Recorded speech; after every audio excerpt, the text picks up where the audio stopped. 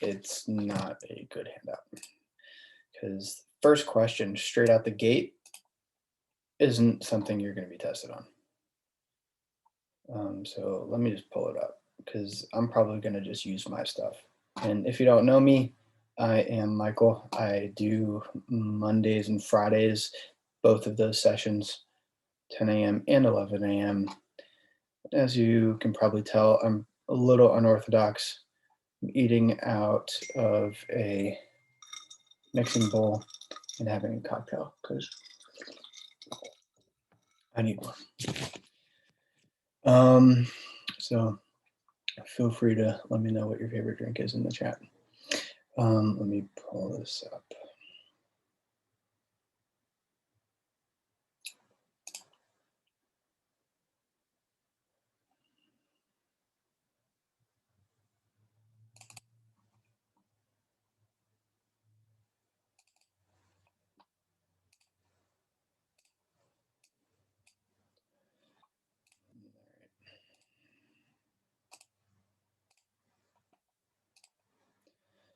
So this thing, you're not gonna have to know it, all right? So don't spend time on it.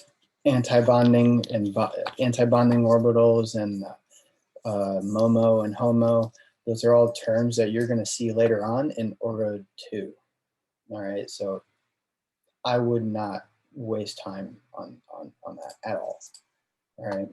So don't worry about it.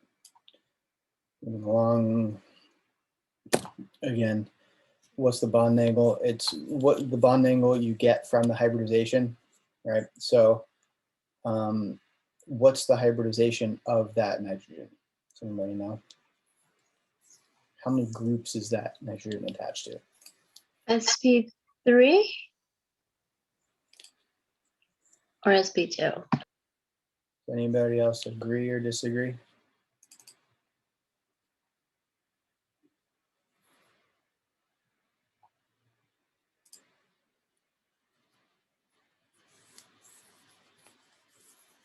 Yeah, so it is SP3. There are 4 groups, all right? So SP, there's 2 groups. You can, if you're the mathematical mind, you can look at the exponents and just add the exponents up together, and that's the number of groups that it's attached to, right? So if you're SP, you have 2 groups. If you're SP2, you have 3 groups, and you're SP3, you have 4 groups. Simple as that, all right? The reason why it's SP3 and not SP2 is because that lone pair acts as a group. It has its own electron cloud as well, all right? Does that make sense?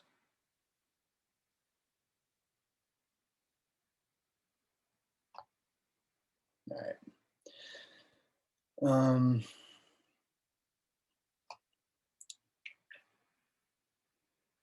The following has no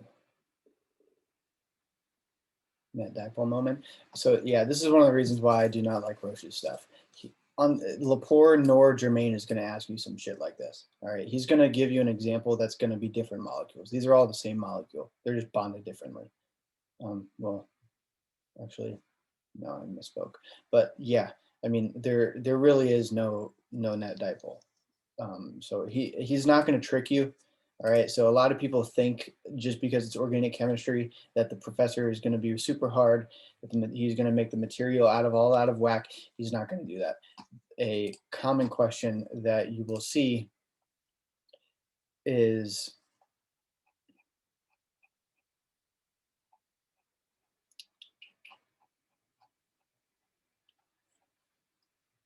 let me see here.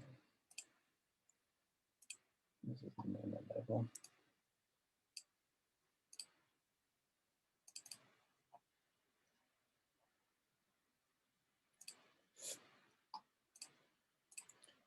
Asking something like which of the following has no net dipole, you're going to see it in a format that is more like this, different molecules. All right. So yeah, I mean, there's just one reason. Like I've done this. This is my 5th semester. I've done this for 2 years. He's not going to trick you like that question on the review. All right. This is why I make all my own shit. If you're not one of my students. All right. So what we sharing this pause. So what were we doing over there? Hybridization. So chapter 1, hybridization. All right, so you've probably seen this on a quiz if you haven't taken your extra credit quiz already. So looking at that nitrogen itself, what's the hybridization of that hydrogen? In other words, how many groups is it attached to? sp2, Why? because it has 2 bonds, like the lines, and then the lone pairs.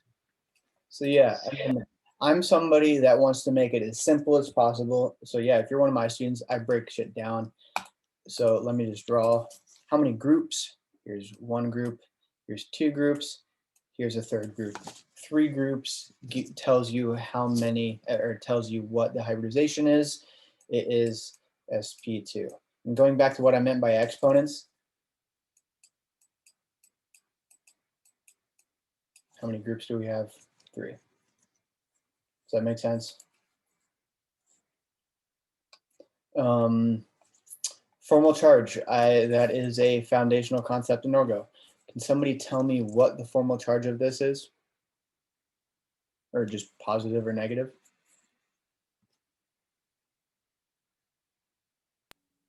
Are you talking about the nitrogen or the whole thing? Yeah, the nitrogen. Isn't it just neutral? Why? Because isn't nitrogen 5 and then you take away 3 line bonds and then the 2 lone pairs? Yeah, so instead of that fancy formula that you see in the book that has a fraction in it, I just do valence, the number of valence minus the number of bonds minus the number of lone electrons. Wait, Michael, going back to the SP, was I right? Was it SP2 or is it SP3? Because I see that you put a 3 there. So now I'm just like, Yeah, I was just showing you what I meant by the exponents. So if you add up the exponents for sp2, you get 3. That nitrogen is bonded to 3 groups. I see. Okay. So yes, that nitrogen is sp2. So yeah, instead of that, the formal charge formula, this is what I do. All right, valence minus the number of bonds minus the number of electrons. Because if you do the number of lone pairs, then you're getting into that fraction that you often see in the book. I don't like fractions. I don't even like math. So this is what I do. Valence minus the number of bonds minus the number of electrons. So nitrogen we said has 5. So 5 minus the number of bonds, 3. So we're at 5 minus 3. How many lone electrons are there? 2. 5 minus 3 minus 2 is 0. That nitrogen is neutral. Make sense?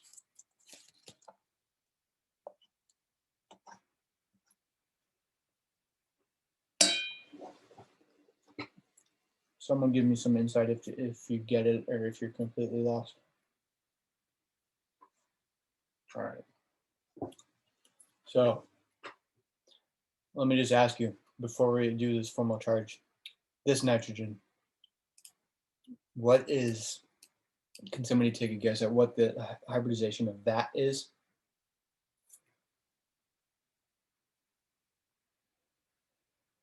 Ms. Sanchez says sp3. Yeah, because you guys are not being tricked by these lone pairs. Those lone pairs are not bonds, right? They're not bonds. They're not other atoms. They are, the wedges and dashes is simply telling you where those electrons are in space. All right, so how many groups do we have? 1, 2, 3, 4. If your nitrogen is bonded to 4 groups, then it is sp3. Any questions?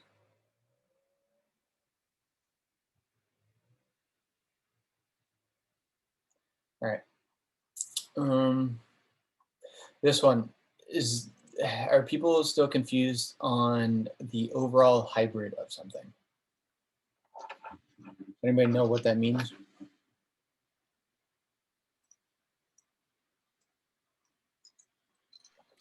Doesn't that mean like when you're sharing the charge between resonance structures?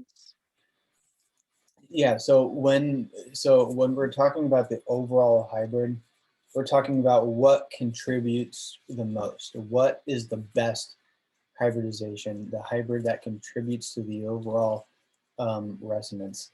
And another way of thinking about that is what's the most stable. All right, so what makes something more stable? Less charges, right? More bonds, right? And of course, you want things to have their full octet, right? So that's what you're looking for. All right, so relative to this one in the box, right, we're looking at, all right, so let me just make bullet points here. So your overall hybrid really just means the most stable. All right, so we're looking for less charge. And a big one is you never want carbon to have a charge. Carbons with a charge are very unstable.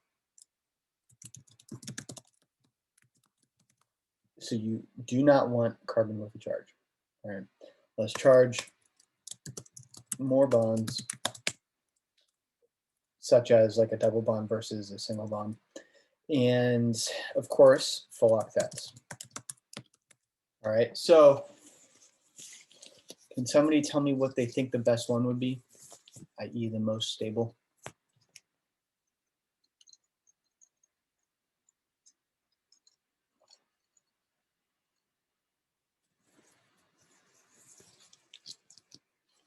You can knock out 2 of them by this one, by that point.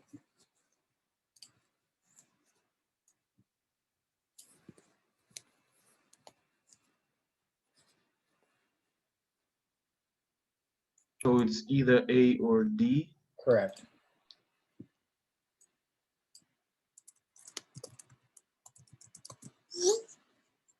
So that's a very good observation. C and B both have a carbon with a charge. We don't want that. All right. Now the key difference between A and D is this double bond here. All right.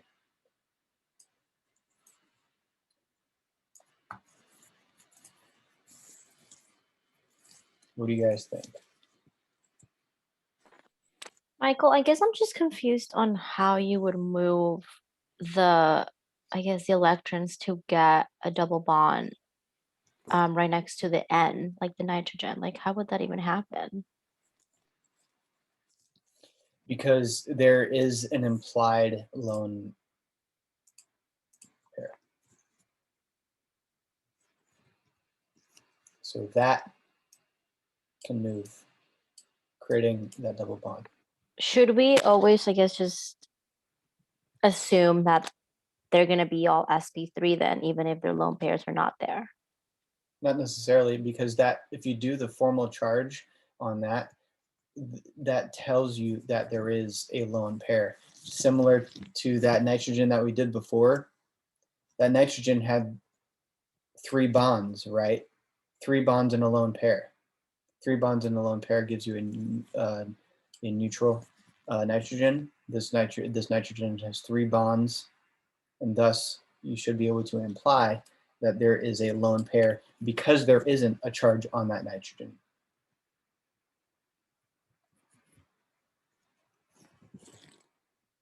We'll do a couple resonance examples. But for this problem, we're looking for the overall hybrid, i.e. the most stable. How do we get the most stable? Less charges, more bonds, and full octets. All right. So there's another little caveat, which is hybridization in this. You're not going to see it often, but you can't really, it's not a good idea to change the hybridization of something. All right, if you were to make this a single bond, that carbon here right now is sp2. This carbon here on D is sp3. Right? Does everybody see that? Here's our implied hydrogens.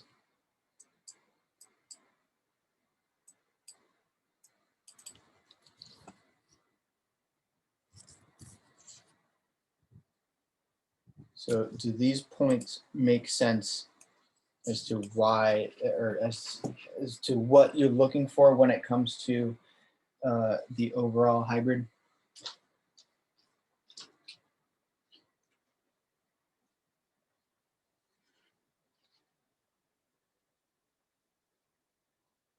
Yeah, that's a good point. You don't want to break.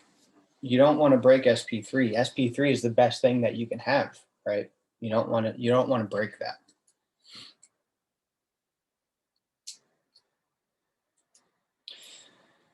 All right. Wait, so what's the answer then? A.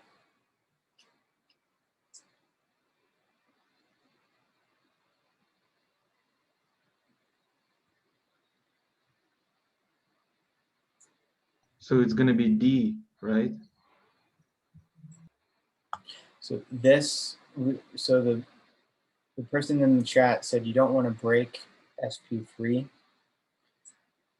This thing in the box right here, that carbon is sp2 right now.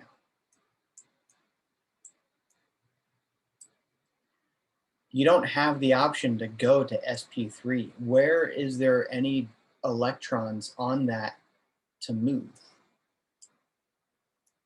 Are there any electrons here that can move this bond? Is there any reason for that bond to move somewhere? No. So that single bond isn't even going to be made in the first place.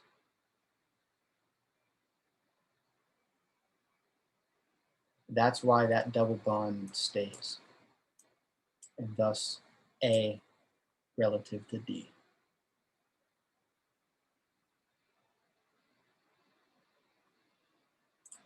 All right. Could you please explain one more time why A and not D? So in resonance, you have to have the option to move the pi bond or move a lone pair. There is a pi bond, but it's not going to go anywhere, right? There's no reason for that to move, right? So that pi bond isn't fulfilled. Even if it were to move, it could fulfill a positive charge that's there, but it's not here. There's no reason for this pi bond to move to that location. So it's not going to. All right, that's why that single bond does not get made.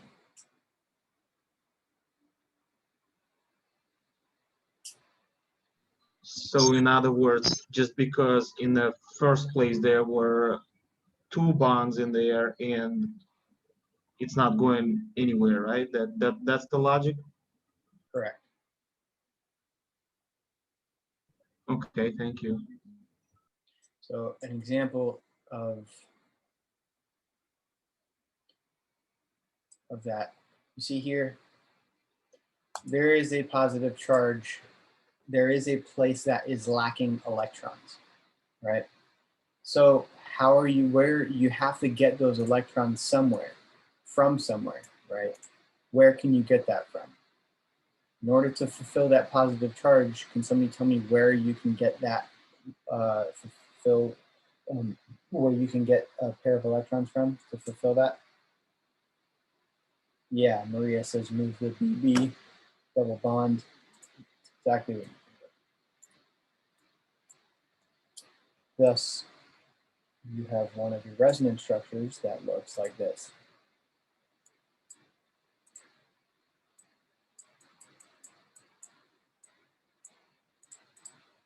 All right. That double bond moved, right? There is a lack, there is a lack of electron density, right? If those electrons left, that leaves something a little bit empty. So there's going to be a positive charge there. All right. So another resonance structure that you can make is fulfilling that positive charge. How can you fulfill that positive charge without just going backwards?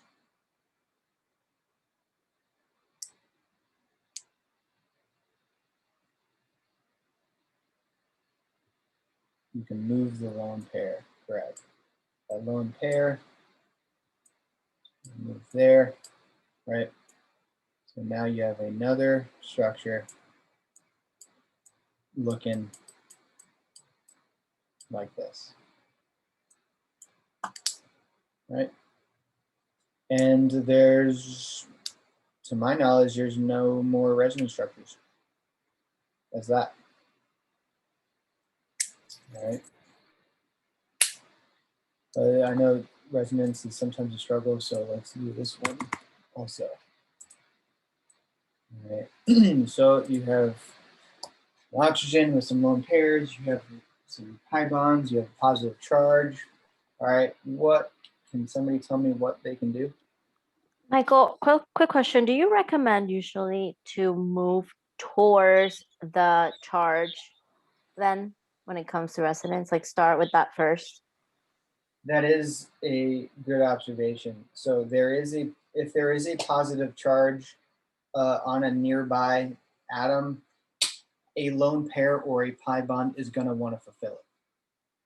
So that will be almost always a move that can happen. Does that answer that question?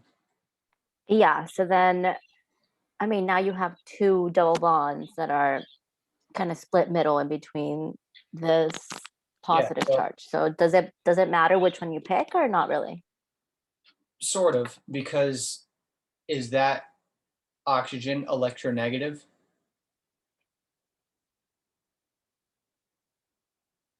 I'm gonna say yes.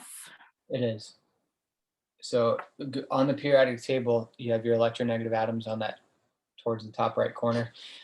Electronegative atoms draw in electrons, right? So in general, atoms are going to move towards that oxygen. So what's going to happen? What's one of our moves? This lone pair can go in and fulfill that positive charge, right? So one of our resonance structures. Gotcha. So it'll be a little bit harder for the double bond closer to it to want to leave, I guess, the proximity of the oxygen, and then the other one wants to get closer. Is that what you're saying? Yeah, so what I'm saying is that when you have an electronegative species, electronegativity in and of itself is an atom that draws electrons towards itself. That's what it wants. That's what it desires. And so this double bond isn't going to move away from the electronegative atom, right? If anything, it's going to move towards it. So we just fulfilled this positive charge, creating a double bond there, left a positive charge there, right? And we still have that double bond. All right, so what did I just say about electronegative atoms, right? They draw electrons towards themselves, right? So something else that can happen is this double bond on the oxygen can go up to the oxygen itself. Thus, we're left with another resonance structure.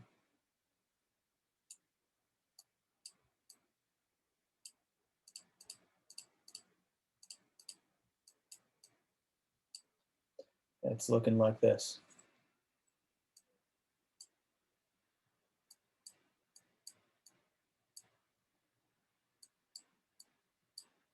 Right? Is anybody confused on that move?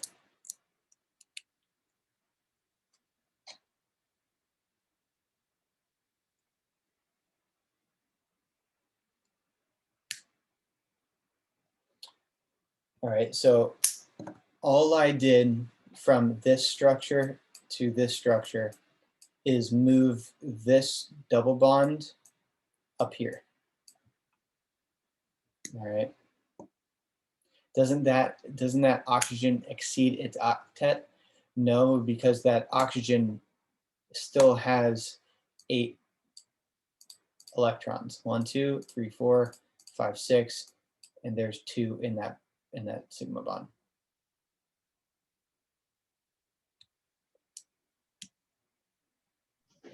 Then why the oxygen has negative charge if it has full octet?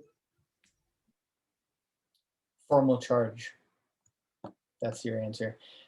If you do the formal charge formula, 8. Oh, I see. Okay, thank you. Yeah. So a rule of thumb just for oxygens, all right, if an oxygen has 2 bonds, it can be 2 sigma bonds or a pi bond, or but double bond, right? So if an oxygen has a double bond or is bonded just twice, it's neutral. All right. If an oxygen has 3 bonds, has a positive charge. If it has 1 bond, it has a negative charge.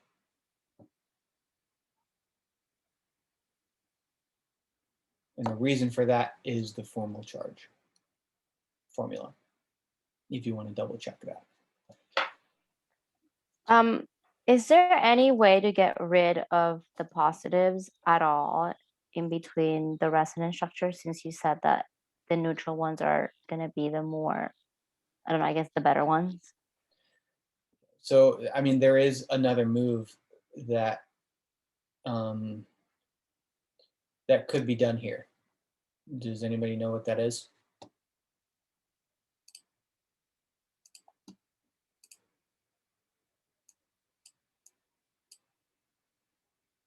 This formal charge here. All right, how can that get fulfilled? Boom.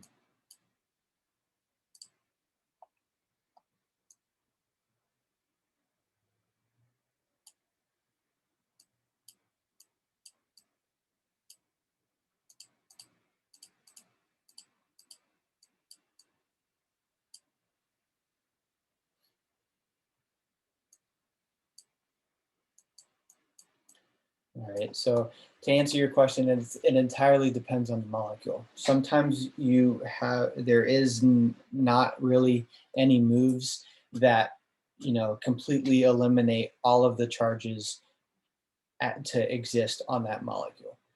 I mean, that's resonance in and of itself it's the theoretical movement of electrons to form other bonds in order to make something more or less stable. And which one of those gonna be more stable?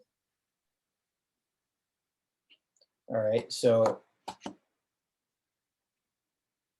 all of these have a carbon with a charge, so that's not really an option to cancel that out. So which one has the least charge? The first one we made? The first one we made here. Does anybody else think otherwise? Nope, it's great. Thank you.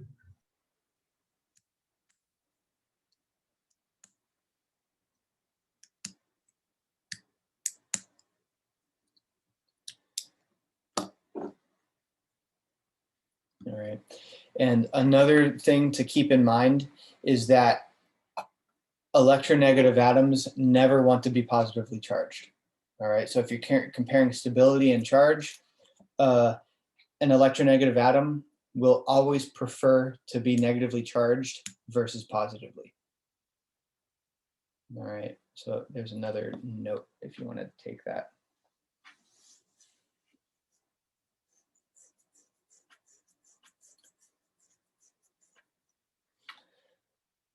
All right, and so this one is just in the book.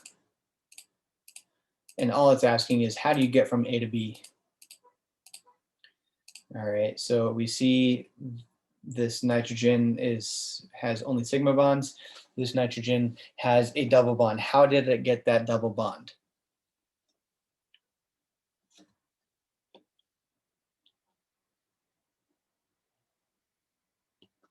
Does anybody know?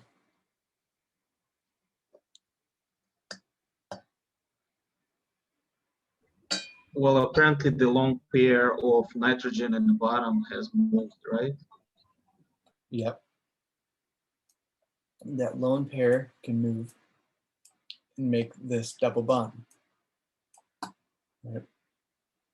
How did we go from this double bond being on the left to double bond being on the right? That double bond is going to move from the left to the right. This carbon never wants to exceed 4 bonds, right? So it must relinquish this double bond to here. And again, going back to another example, why do we see a trend of electrons moving towards the right? Electronegativity. The electronegativity of that oxygen. Right. So these are the moves, how you go from A to B.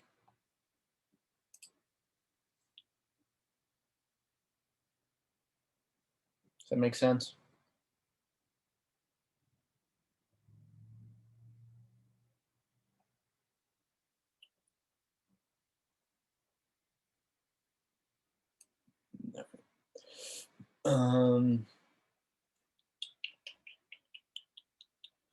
So is it going to make a positive charge in A?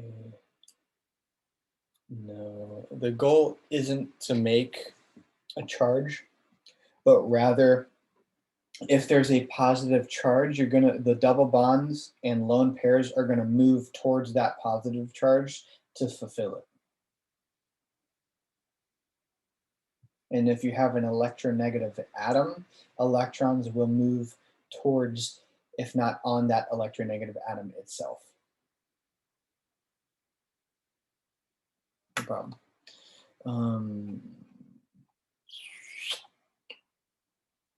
All right, so here's a relatively general, this is a relatively good question.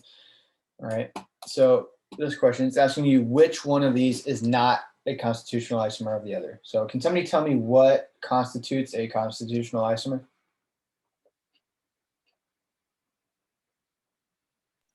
Is it same, I guess, formula, just different connectivity? Exactly. So something that you can do is start with the formula, right? If you're not given the formula and you're given a question like this, find out which one's different, right? So this first one, how many carbons? 1, 2, 3, 4, 5, 6. So that's 6C. How many carbons in 2? 1, 2, 3, 4, 5, 6. 1, 2, 3, 4, 5, 6. 1, 2, 3, 4, 5, 6. 1, 2, 3, 4, 5, 6. So they're all C6 and they all have 1 bromine, right? So something is up with the hydrogens. Which can somebody take the 30 seconds or so to count up hydrogens and tell me which one is different than the others?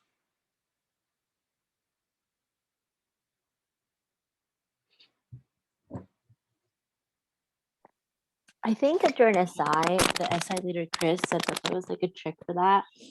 I think it was a formula of like taking away 2 if you have a double bond or something like that. Degree of hydrogen deficiency. Maybe, I don't remember. That's what it is. But in general, the amount of times it takes for you to plug into a formula is you'd be done counting hydrogens by then. So with here in blue, I'll just do hydrogens in blue. So 1, 2, 3, 4, 5, 6, 7, 8, 9, 10. So that has 10. All right, let's go 1, 2, 3, 4, 5, 6, 7, 8, 9. That doesn't have a hydrogen. That doesn't have a hydrogen. That doesn't have a hydrogen. All right, so this one has 9 hydrogens. This one has 10. Here we see 1, 2, 3, 4, 5, 6, 7, 8, 9, 10, 11. Did I miss a hydrogen somewhere? 1, 2, 3, 4, 5, 6, 7, 8, 9. Hunter, you would be correct. I mistakenly counted that. Other one has a hydrogen. So this one has 9. This one has 9. All right. So in order to even answer the question, just critically thinking, one of these has to not be 9. And we found out that that's number 3. Does that make sense?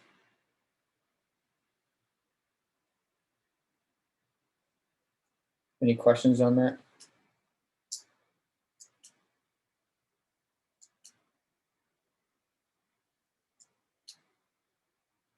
I hope we're gonna have enough time to count that during exam. Yeah. I mean, you're not gonna.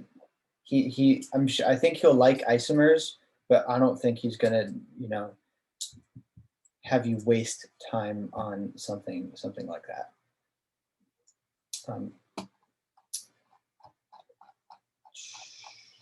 We went over resonance. Are you guys good on formal charge? You guys know the formula? Valence minus bonds minus electrons.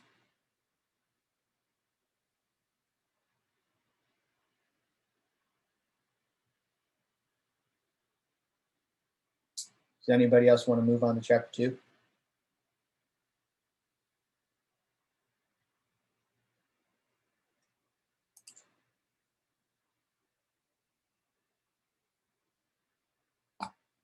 Thank you. Me too.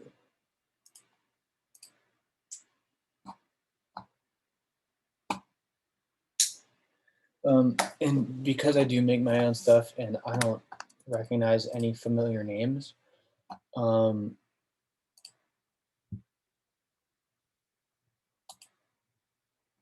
in the chat, I put the file that we were just using.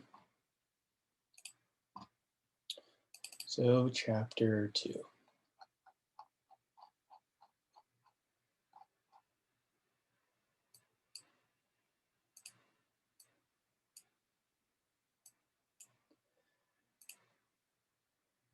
Chapter 2. Some people ask me, how do you study for functional groups? Flashcards. All right, unless you have some miracle of a memory, flashcards. All right. And another observation, if you guys didn't notice before, is that all your carbonyl carbon groups simply just replace one thing with something else. So for example, our base carbonyl is this, right? R just means the rest of the chain, all right, which is often carbons. All right, so this right here, can somebody tell me what that group is? What I just drew? Ketone? Yep. All right, and so what I mean by just intuitively thinking is if you were to simply replace that R group, whoops. If you were to replace that R group with, say, an OH, what does the group become?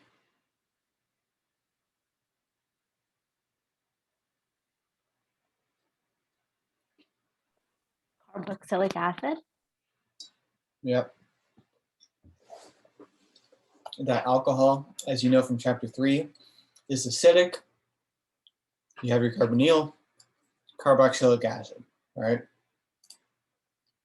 If you replace, again, that R group with, say, just a hydrogen, what's that become?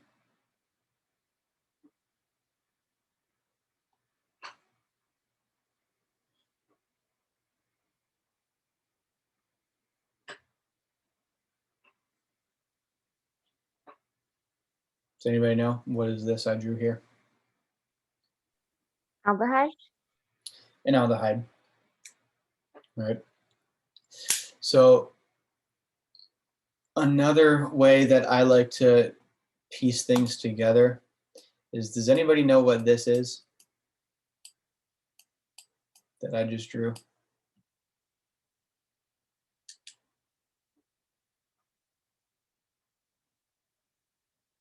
Someone says an ether. Does anybody else think that sounds right?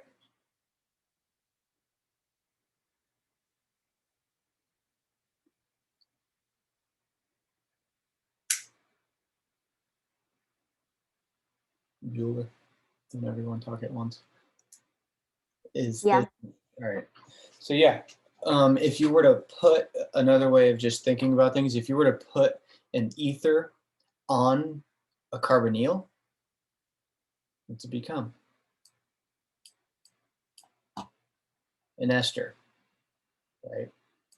Anybody else see how if you were to just put an ether onto your C double bond O, how you become the ester? Does that make sense? This is my way of thinking about it.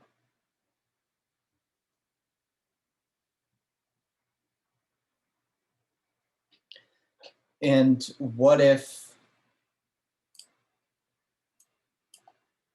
this were the case?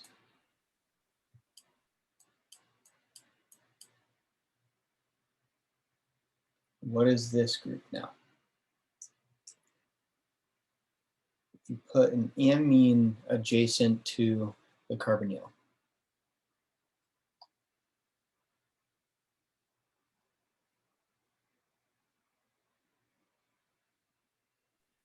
Amide. Amide with a D. All right, it's not an amine, it's an amide. All right. So with all that in mind, let's walk through. All right. So what would be this? You said it before. The carboxylic acid. Carboxylic acid. All right. What would be this NH2?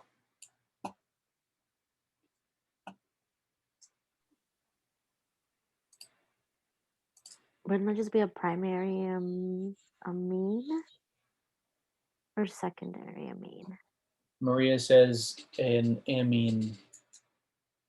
James says a nitrile. You're not even going to have to see that until Orgo 2. An amine. Yeah. Amine is correct. And she got ahead of herself and said primary, which is also correct. So amine, that amine, it's not an amide because it's not directly adjacent to, it's not attached to that C double bond O, right? This is an amide with a D because that nitrogen group is directly attached to your C double bond O. Does that make sense? Does everybody understand the difference between those two?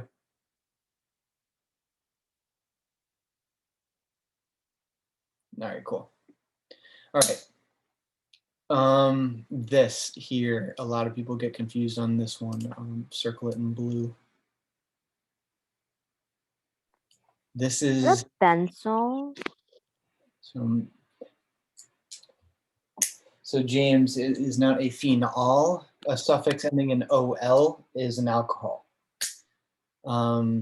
So we're looking at a benzyl or a phenyl. All right.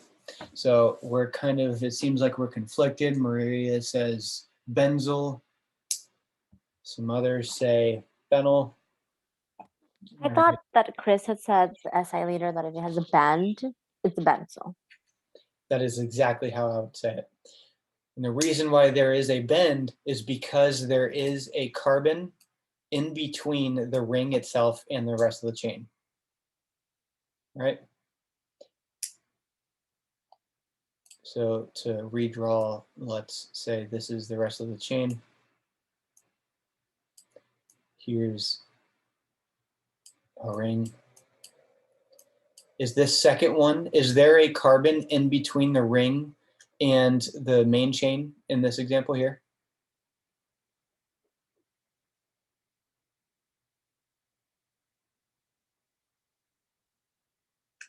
No, right, Gabriella?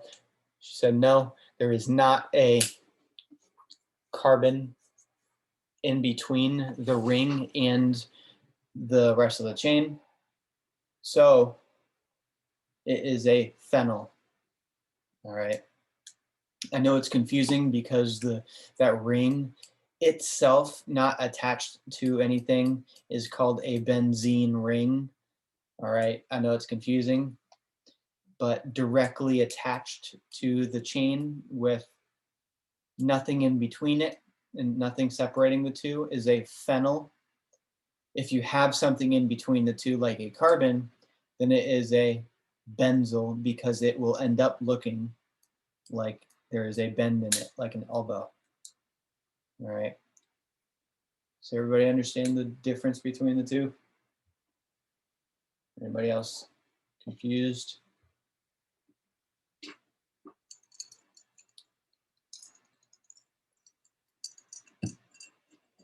And who was it? James the Giant Peach. That was one of my favorite movies when I was little. A benzene ring with an alcohol on it, with an OH, that is a phenyl. All right, James. This I just am circling is a phenyl. If an alcohol is directly attached to that ring, and if there is a carbon in between the OH and the ring, can somebody tell me what they think it'll be called?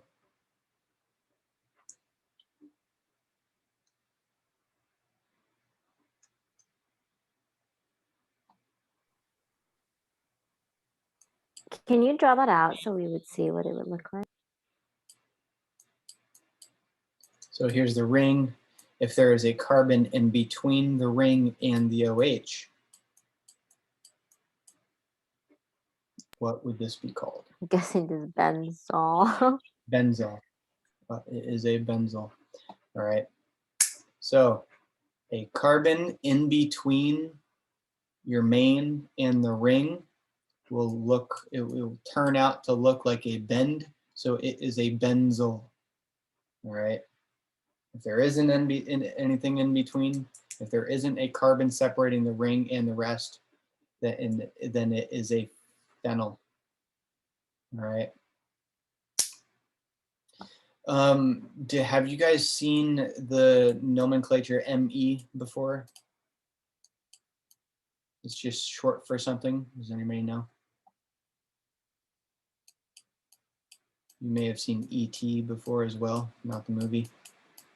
Does anybody know what these terms mean? It's okay to say no. Methyl and ethyl. Yep. ME is short for methyl, ET is short for ethyl.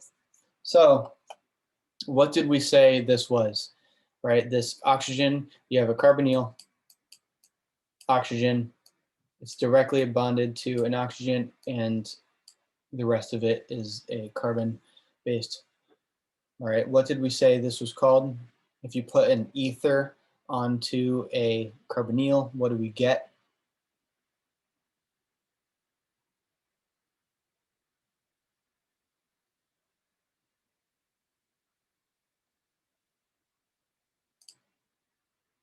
Here in red, what is that called?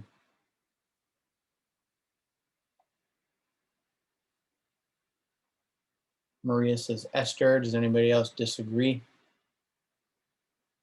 Anybody else concur?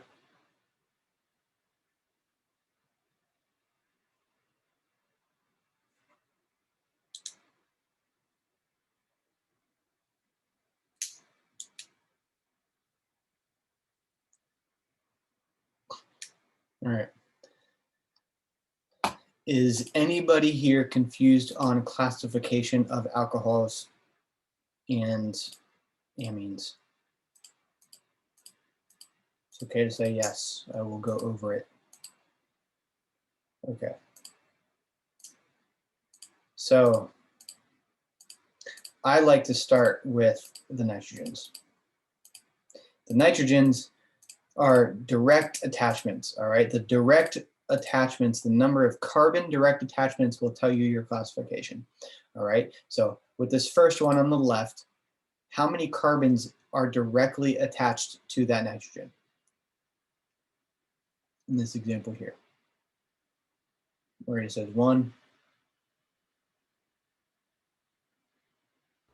Wait, I'm sorry. Can you repeat the question, please? So when you're looking at classification of alcohols and amines, you're looking at the number of carbons that are bonded to something, right? With nitrogens, only nitrogens, you're looking at the number of direct attachments. So how many carbons is that nitrogen directly attached to? How many carbons is directly attached to? Oh, 1. 1. So we call that primary. All right. How many carbons is this nitrogen directly attached to? 2. 2, correct. So 1, 2.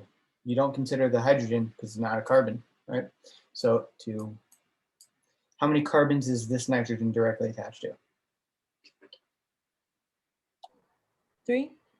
3. And what do we call it?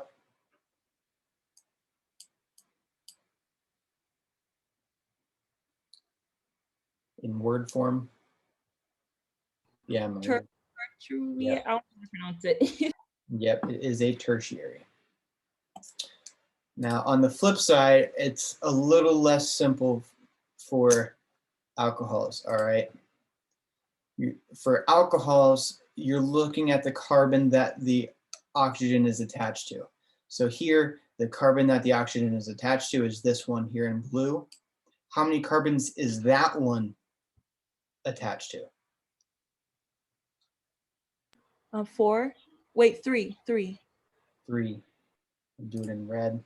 1, 2, 3. Right? Tertiary. So with this one, this oxygen is bonded to a carbon, right? Here's our carbon. How many carbons is that carbon directly attached to? 1. 1. So what do we call it? Primary. Primary. All right. This one, this alcohol, here's the carbon it's directly attached to. How many carbons is that carbon directly attached to? 2.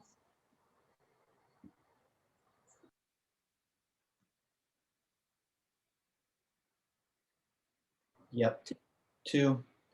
Thus, that alcohol is secondary. Does that make sense? Yeah, thank you.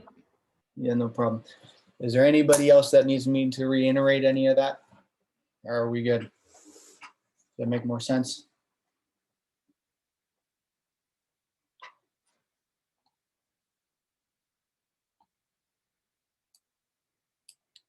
Someone give me some insight other than Maria to where you guys are at. Does anybody need me to reiterate?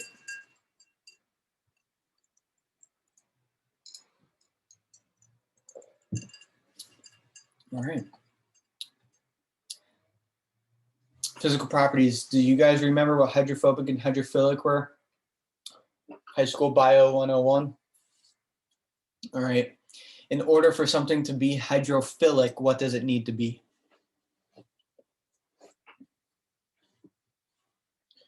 Maria says polar. Does anybody else think non-polar? Or do you all think polar? I think it has something to do with number of bonds. It does not. So water, when we're talking about hydrophobic and hydrophilic, we're only talking about whether something's affinity to water. So we're talking about comparison to water, all right? Is water polar or non-polar? So is water polar or non-polar? I forgot who is speaking. James, polar or Water non? is polar. Water is polar. So something, in order for something to be hydrophilic, it needs to be polar as well. Because what do we know from Gen Chem was that phrase, like dissolves like, right? You guys remember that? Ring some bells. All right, like dissolves like. So if I were to ask you, which portion of the molecule in vitamin A, left or right,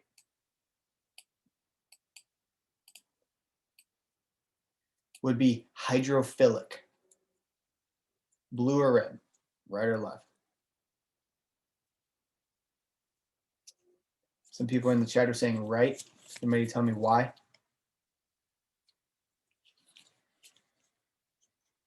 It's more polar. Polar, right? Yep. Because that OH, that is all it needed to be, that for that side to become polar. All right, and the rest of it, can't speak, is just hydrocarbons. So, and hydrocarbons are not polar. The rest of it is non-polar, and thus, what would we call it? Hydrophobic or hydrophilic? The left portion. Phobic, right? So, does that make sense? Does anybody need me to reiterate hydrophobic and hydrophilic?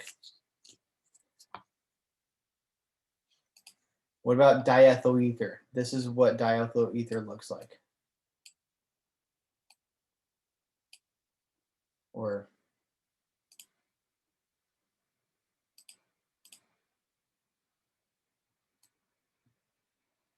all right. Gabriella says diethyl ether is non-polar. What do you guys think? Is Gabriella right? Non-polar. Yeah, diethyl ether is non-polar. So if we're looking at vitamin A again, which portion of the molecule, left or right, would be soluble in diethyl ether?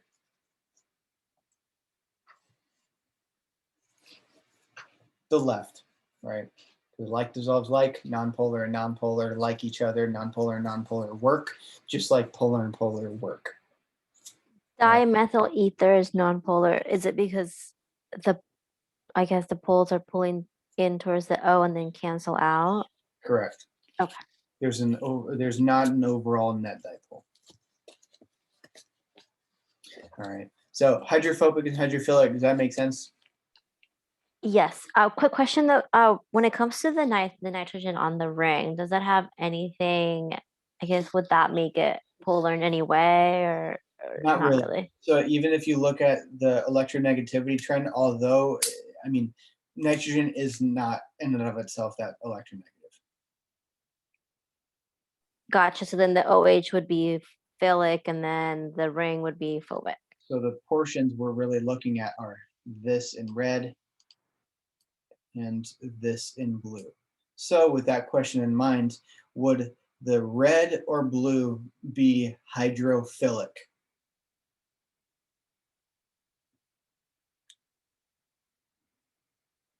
Maria says red. Anybody else? Gabriella says red. Yep. Why? Don't say OH. Give me something else. I've been saying it over and over. It is polar. All right. The right side of the molecule, the red side, it is polar. All right. Water is polar. Those two will love each other. All right. Moving along. Boiling point. All right. I like to remember things as one trend.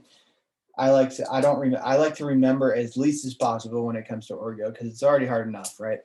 So if I remember what makes something higher, then on the flip side, just the opposite makes something lower, right? So what is something that will increase a boiling point? Does anybody know? Number of carbons. Number of carbons. So branching in surface area, I believe that's where you're going with that. Maria says force. What kind of force? Intermolecular force, I assume. So what intermolecular force would increase the boiling point? Hydrogen bonding. Hydrogen bonding, correct. So One way to think about it is which one of these, the left or the right, has hydrogen bonding? The one on the right. So the one on the right has a higher boiling point, right? Now this one on the bottom, although there is a different number of carbons, and so you can argue surface area, but which one has more hydrogen bonding, the left or the right? I'm gonna say the right, but then wouldn't that also mean that they cancel each other out, or no? You're thinking of in terms of dipole. So what we're saying here is that there is more hydrogen bonding in the one on the right. Here on the one on the left, there is only one hydrogen bond, one OH. Here, there is two. Gotcha. So just kind of disregard dipole for this type of question and just focus on the hydrogen. For now, because you will learn later on that this bond can rotate, and you could have. Oh, gotcha. Making it like a cis. Okay. Yeah. So in terms of cis and trans, can somebody tell me which one of these with the fluorines is cis or trans? One on the left is trans and one on the right is cis. Correct. So you can just draw a line along the double bond. Are the groups on the same side or the opposite side? The one on the left, they're on the opposite side, so it is trans. All right. Now, Maria, I believe it was Maria or Gabriella, brought up a good point about dipole, right? If you have more or less dipole, will you increase the boiling point?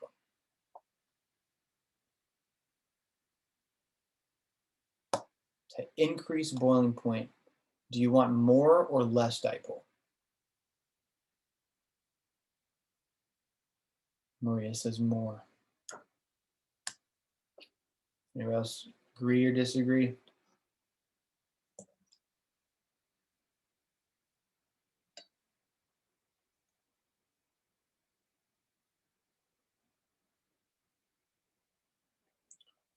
Did anybody already forget the question? Well, probably the trans would be more stable. That's why it's going to have a higher boiling point. Not necessarily. So in terms of stability, yes, but it's kind of irrelevant when it comes to boiling point. So when we're talking about dipole, we're talking about the overall net force, right? These fluorines are pulling, that fluorine's pulling upward, that fluorine's pulling downward. Are you going to get anywhere with this? Since I have a glove, I was doing research for like 5 hours today. Is there an overall net if I'm pulling both of these in each way of equal force? Is there an overall force in the middle? Is this going to get anywhere if I'm both pulling like here? No, they cancel out, right? Here, both of these are pulling up. So the one on the right has more dipole, correct? Thus, a higher boiling point. Does that make sense?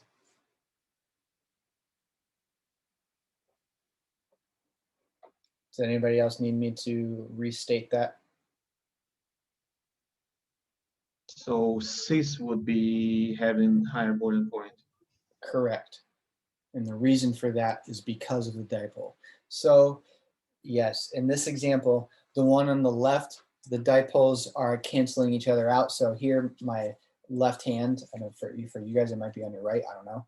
My left hand is pulling up, my right hand is pulling down, but they're both fluorines, they're both pulling of equal force. There is no overall pull, right? But if I were to pull both upwards, right, there is an overall dipole going up relative to the one that's trans. So something that has more dipole will increase the boiling point. Does that answer your question or reiteration?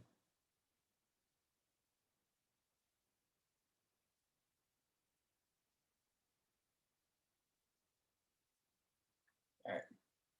And so this one on the bottom right, I'm not going to provide any insight before asking which one of these has the higher boiling point. And somebody tell me why. or why they think that.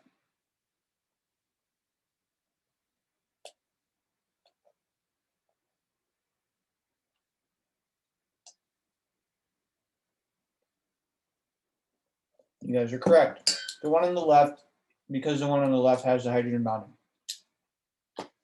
Simple as that. All right. I like to make things simple. IR. Is anybody else completely worried about IR? Oh yeah, it's a dark forest. All right. So you guys are probably so worried trying to understand the physics and everything behind it. You don't need to know any of that shit. All right. You need to know three things really. But conceptually, can somebody tell me what IR does? What it tells you, something like that? Well, it predicts what kind of formula, what kind of molecule we have over there. Transmits signals. So conceptually, all IR does is tell you what groups, specifically functional groups, are in the molecule. It does not tell you where they're at, does not tell you how they're connected, it does not tell you the connectivity or structure of the molecule. It only tells you what is in it. All right.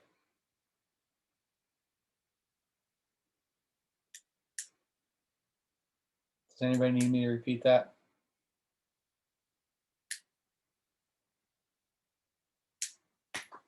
All right, so the three major peaks, as you guys often hear it called, that I would remember, because of course there is this IR chart that you've probably seen before, as it looks all complicated.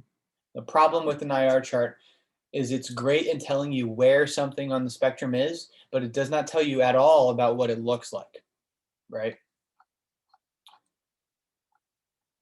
This little diagram, handy dandy thing, tells you exactly that. All right, it gives you an idea of the shape. So the three major ones that I would always remember is, let me do it in blue, C double bond O, OH, and amine. All right, those three really will get you by for the rest of Orgo 1 for IR. I know Chris may downplay it because it is not that high yield, yet just last semester he went from asking just 1 or 2 questions on the exam about it to like 4 or 5. We know when you're fighting just 30 questions on an exam, getting 5 questions wrong, you're already fighting a B. All right.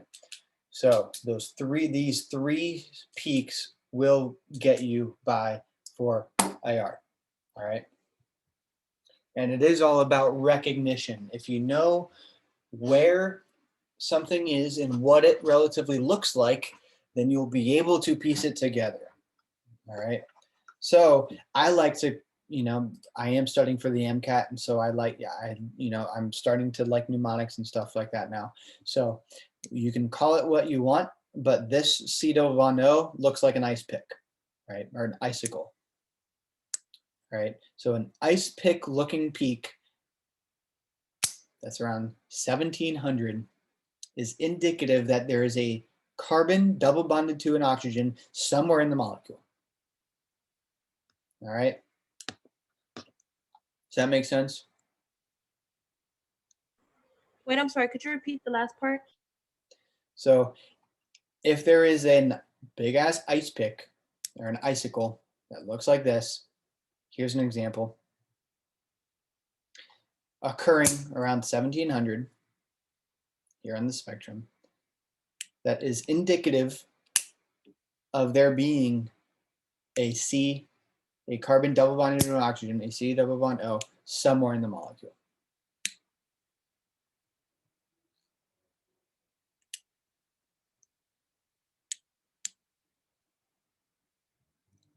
All right. Next, this OH, all right. OH is a very common one. Please don't be one of the people that get the OH stretch wrong. All right. OH stretches are, here's the spectrum, here's 3000. If you see something at or above 3000 that looks like this, shit, please, it is an alcohol. All right. It is an OH stretch somewhere in the molecule.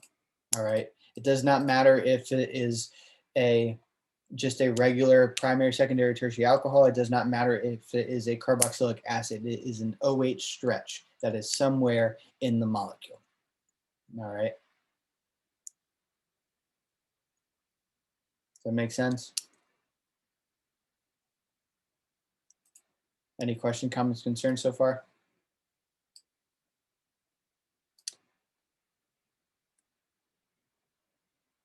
Does IR sound a lot easier than it did?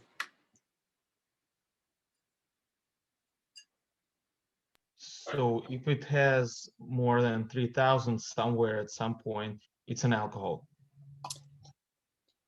There are things that occur at that region. All right. That's why I'm showing you this diagram and not just showing you an IR chart. All right. I'm showing you guys the shapes and where they're at. All right. So if you have something big, broad, and deep, whatever your mind goes to, all right, big, broad, and deep like this. And when I say deep, I mean literally deep on the spectrum. All right. Big, broad, and deep at 13,000 or higher. That is indicative of there being an OH in the molecule. All right.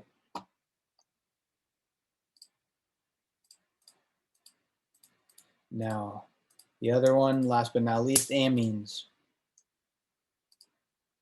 All right. They are not going to be big. They're not going to be broad. And they're not going to be deep a lot. So some of them look just like this, or some of them look like that. All right. They occur in the same region as alcohols, or I mean, as OHs. They occur in the same region as OHs, but they look different. All right. This is why I'm going over it. I'm starting to lose my voice. This is my third time teaching today.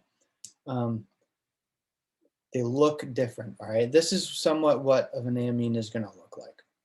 All right. So to the guy that asked, amines do occur in the same place that oxygens, that OHs occur. They look different though. All right. And this is somewhat what they look like. All right. So do you guys, so let me see if I can pull up a nitrogen example.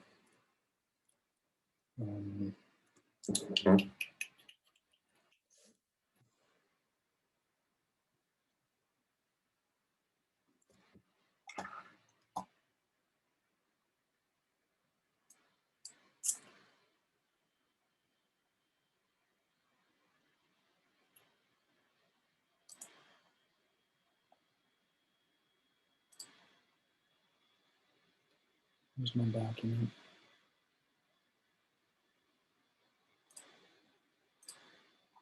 All right, so you guys see my screen? Yes, no, maybe so.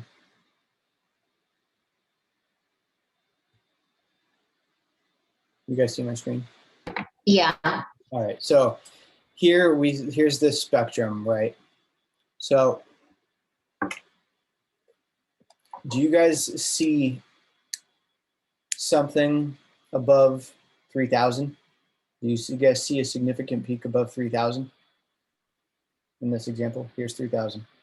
Yeah. Here, right? Here's this peak, right? It almost looks like vampire teeth, all right? That is indicative of an amine being in the molecule, all right? Does that make sense? Another one that you could often see is it might not look like vampire teeth, but it could look like a little almost like a tooth. All right. Whatever kind of tooth you want to think of. All right. So here's 3,000. Here's above 3,000. There is a significant peak here. And something looking like that is indicative of an amine. Now, Gabriella is asking primary, secondary, or tertiary. Something that looks like vampire teeth is a primary amine. All right. I know it's a little counterintuitive, so that's why I'm not going to say something with 2 peaks is a primary, because that's counterintuitive. Something that looks like vampire teeth like this is a primary amine. All right, above 3,000, a shorter peak, significant enough to show up. It looks like this with vampire teeth. It is a primary amine. Secondary, there's not vampire teeth, it's just one. Does that make sense?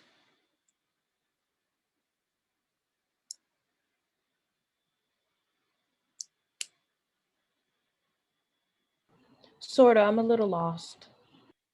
All right, so amines. All right, we're looking at amines. So above 3,000, there is a peak occurring, right? It is a decent peak, right? It is indicative of a amine, all right? Is it just one peak or is it 2 like vampire teeth? Or it's just one. It's just one. So what kind of amine, if he asks, it is secondary. Okay. All right. And the reason for that is because there's only one hydrogen bond. All right. If it looks like vampire teeth having 2 at the end, then it is a primary amine.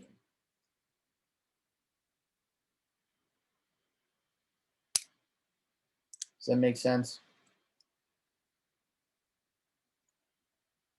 Okay, just to summarize, if above 3,000 we have a deep thing, it's alcohol. If it's not that deep, it's nitrogen, right? Yeah. So here's a perfect example why I'm gonna. So deep. Here's a deep peak around 3,000, right? But is it big and broad? No. Right. So this is not an OH.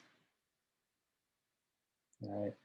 So if you have something deep, big, and broad around and above 3,000, then yes, that is an OH. And in the same exact region, if you have something that looks like this, something that looks like this, or something that looks like this, it is an amine. All right.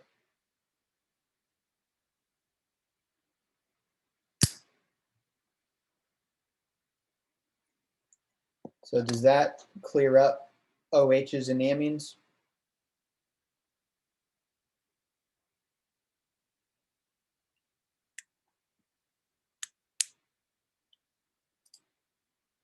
All right. So going back, what is our other major peak? Just to go back on myself. What is our other major peak? What's that third one that we mentioned? We said OH, we said nitrogens, and what was that other one?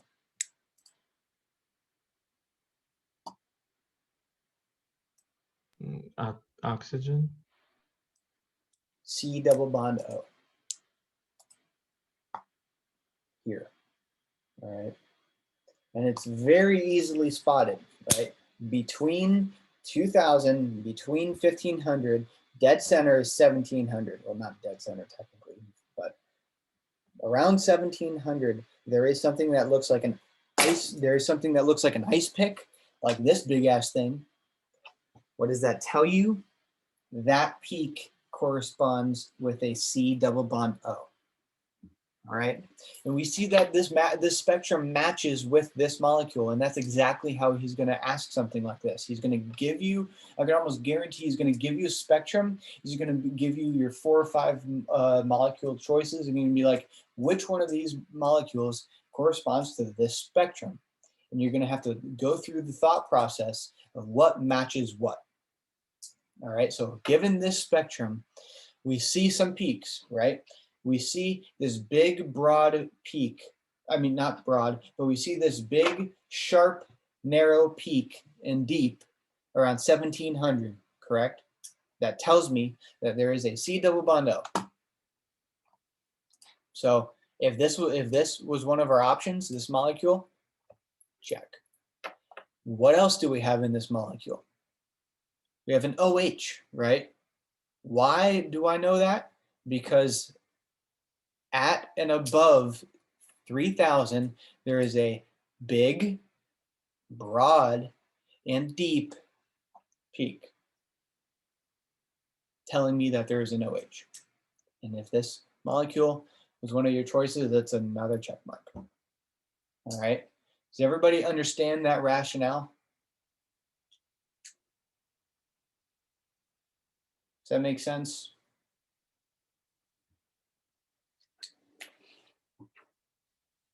Well, yeah, the left part of it is pretty clear, but the right one is not so much. Yeah, so from 15,000 and less than, you can ignore. I'll just put it that way.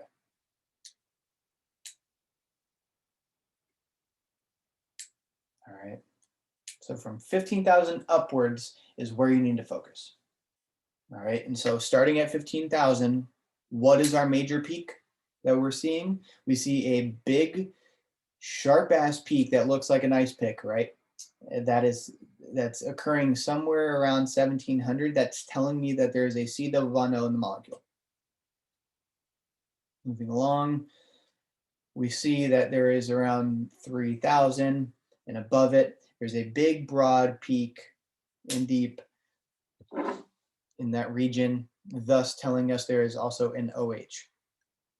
All right. So does everybody understand how I'm walking through looking at a spectrum?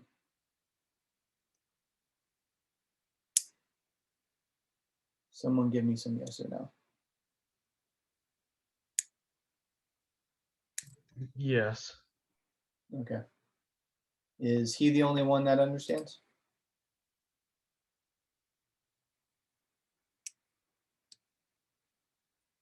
All right. So does IR, for my own sake, does IR seem a little less daunting now? Does it make a little bit more sense?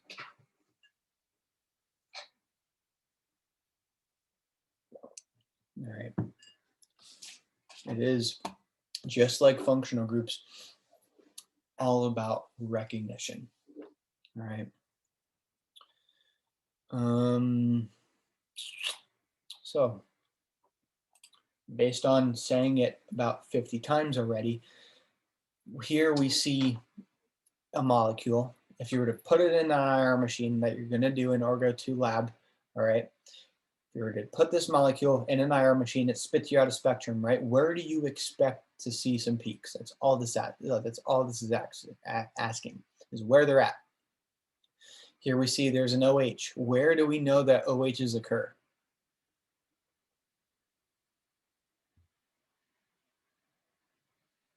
Someone give me a number. Yep, 3000 and up. All right. So we know that A is not an option.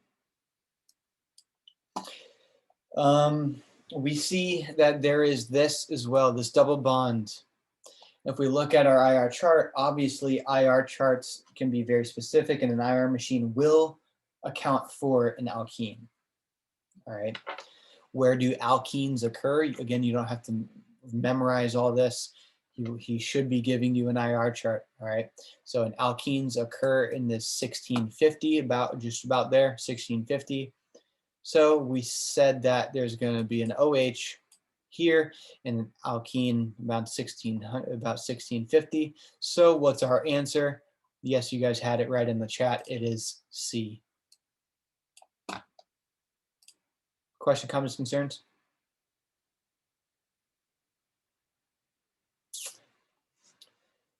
This one, obviously, D is not an option because obviously there are functional groups in the in these molecules. All right. So all this questioning is asking what was and what is now. All right. This first molecule, what kind of peak would we see? This first molecule. What functional group do we have, and what would it somewhat look like, or where? Yep, Maria, we have a C double bond O. And so where do we know that C double bond O's occur? Yep, in and around 1700. All right, so C is not an option. All right, so we started with something at 1700, and we're ending with an OH, right? Where do we know that OHs occur?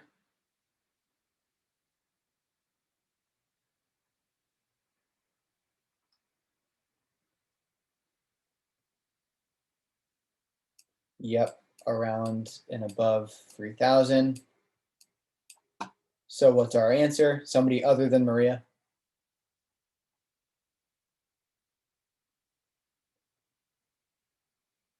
I figured that was going to be the one.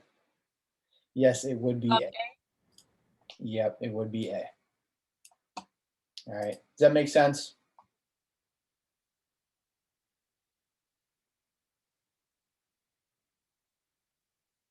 Is anybody confused on this?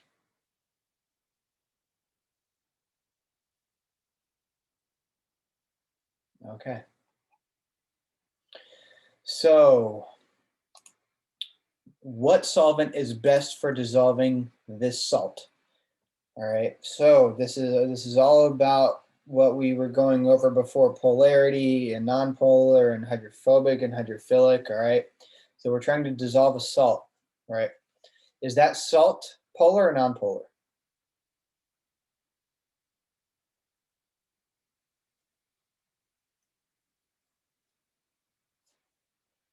Non-polar?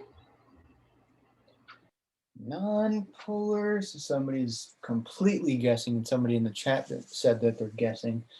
All right, it would be polar. All right, would be polar. The K, that may look confusing, but the K is just potassium. And what do we know from Gen Chem often? That those things will often disassociate, and you're left with this CO3. That CO3 is polar. All right, so if salts in general are something non-polar, are something that isn't electronegative, and something that is. All right, yeah. Can I draw it, please? I don't even know if I have it drawn. Let me see. My backpack.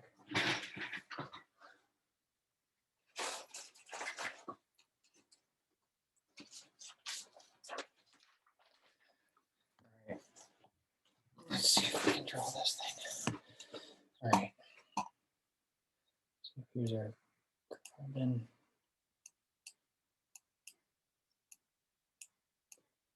Oxygen, oxygen, oxygen. All right. That carbon does not have a full octet, so we have to make it a full octet. We can do that by doing something like that. All right. So here is our blue structure with your potassium's ions floating around. So this salt is polar. All right. So what sort of solvent do we need in order to dissolve it? Polar or non-polar? Yeah, Gabriella, we need something polar in order to dissolve something polar, right? So is A polar?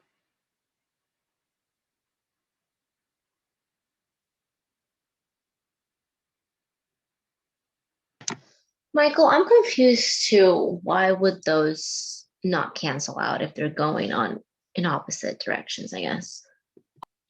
These are right now negatively charged.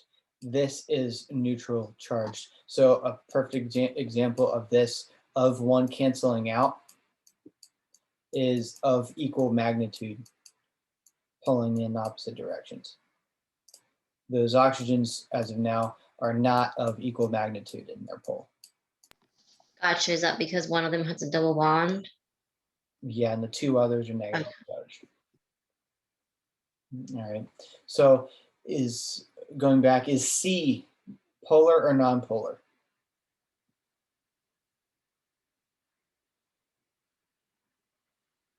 Non. All right. So that's not an option. All right. Now we're comparing A and B. Which one of these is more polar? B. That's our answer. All right. Make sense? And I kind of just gave you the answer for this one. Melting point. All right. I'm about to blow your mind with how easy this trend is. All right. And I'm about to do some theatrics as well. All right. So is there anybody, can somebody tell me what they're looking for when it comes to melting point?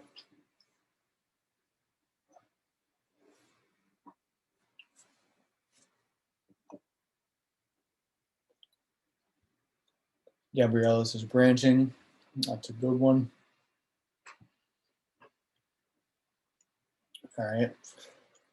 I like to, let me see, more compact. Those are some good words. All right, so let me, do I have something? All right. All right. All right, let's do this. Consider this a baseball. All right, I like to use, Gabriella, you might just be one of my students. All right, I use the analogy of a baseball. This is not a baseball at the heart versus a book. All right. Now, which one has more surface area? A baseball or a book? The book. The book has more surface area, right?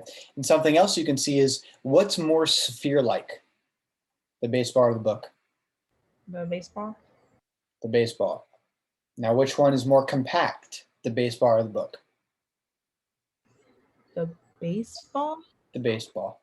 All right. So here's where I do my shit. All right. So branching, somebody said branching, right? If I have a lot of branching, right? Branching, I'm the molecule, right? Say I'm a carbon. If I have branching going this way, this way, this way, all right. If I have all this branching, am I becoming more like a baseball or more like a book? I don't get it. What do you mean? Baseball, since you're branching all around. Correct. All right. If I'm branching all over the place, am I flat? No, not at all. No. Right, Maria?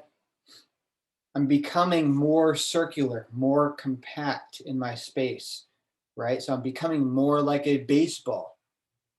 All right. So increasing branching will increase the compactness. All right. Because we just said a baseball is more compact, right? If you increase branching, you increase it looking more like a sphere, more looking like a baseball. What's that mean? It's more compact. All right. And what does that do? It increases the melting point. All right. So how do we connect all of these? All right. So increase in branching leads to more compact.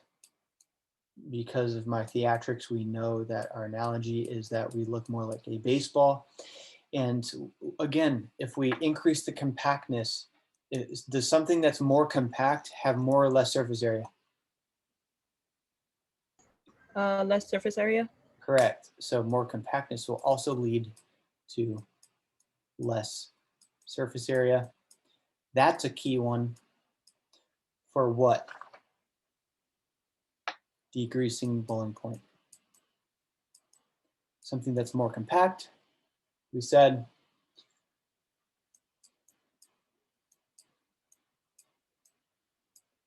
melting point.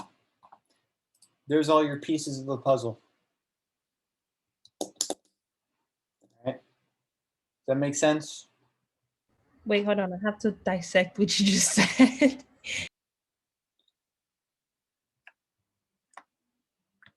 All right, so if I increase branching, if I have shit coming in and out of me in different directions, right, am I becoming more flat or more circular?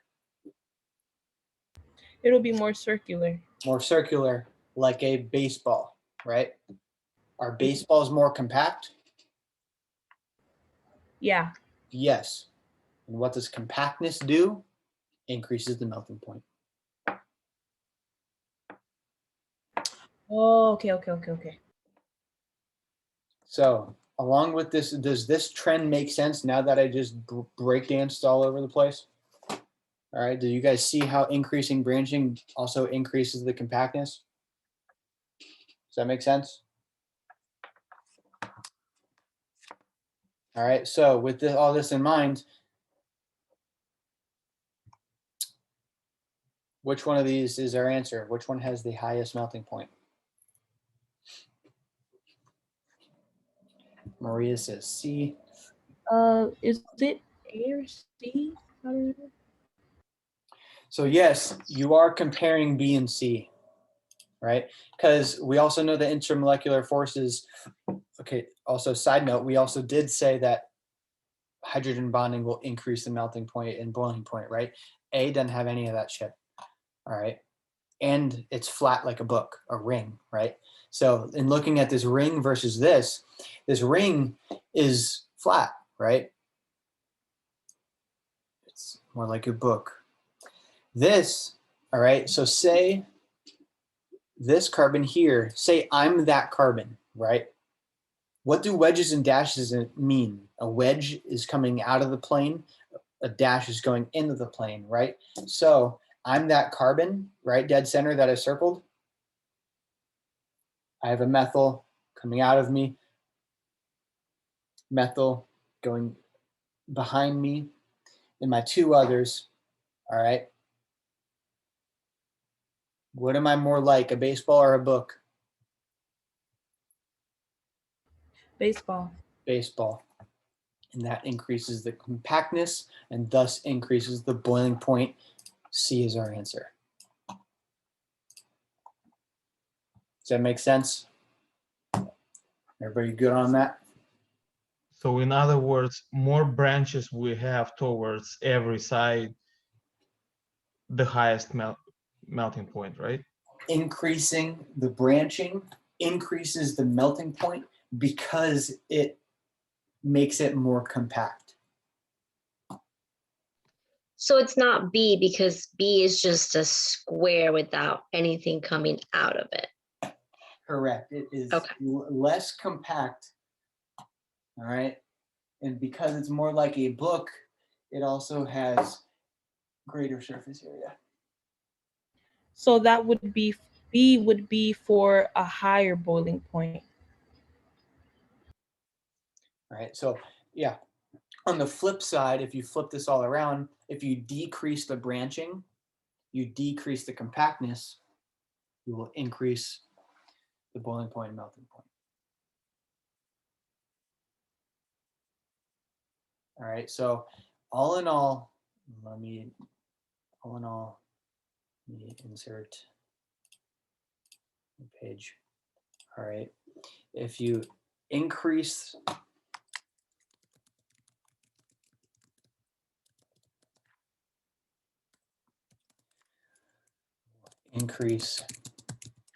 melting point, yet decrease boiling point. All right, and the opposite is true. All right, you guys got that note?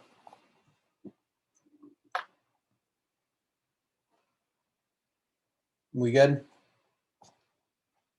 Point. Yeah. All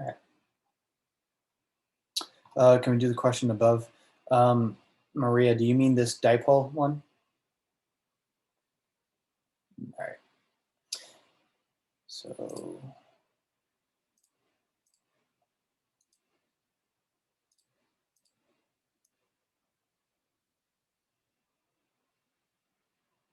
So this is all about our Lewis structure. All right. What's our Lewis structure for NH3?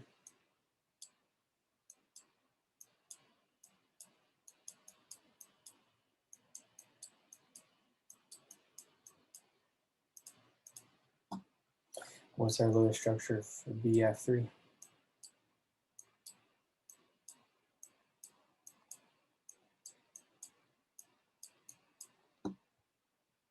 We know our structure for H2O.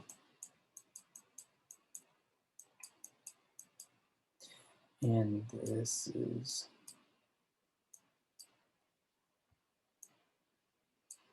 that.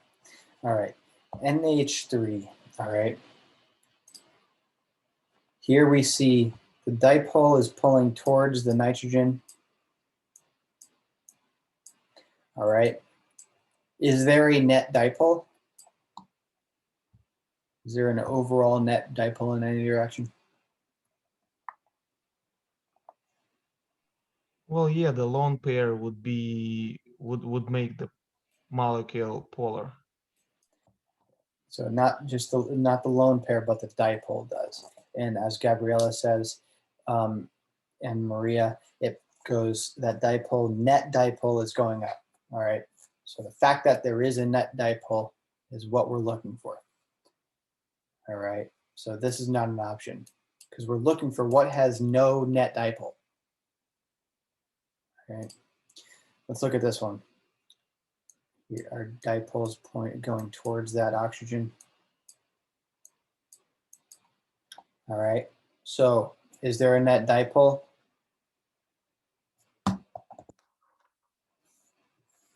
Yeah, towards that oxygen. And where is it going? Upwards. All right, same thing with this water. It's going up. All right.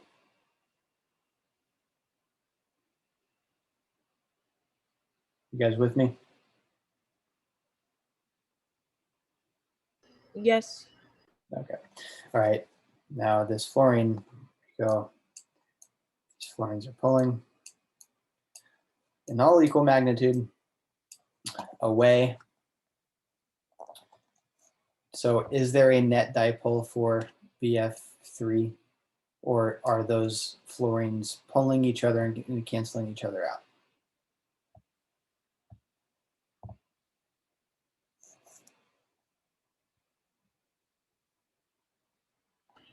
They cancel each other out. They cancel each other out. So the answer to our question is BF3. Quick question.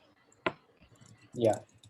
Like I get like the whole concept, but like my question is like, for example, like for the water and then for the other one below that, how they're able to pull towards the center.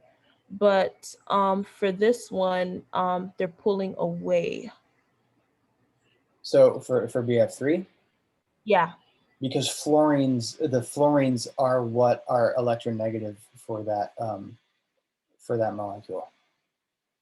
The electronegative things are what is going to pull the electrons towards themselves. Okay.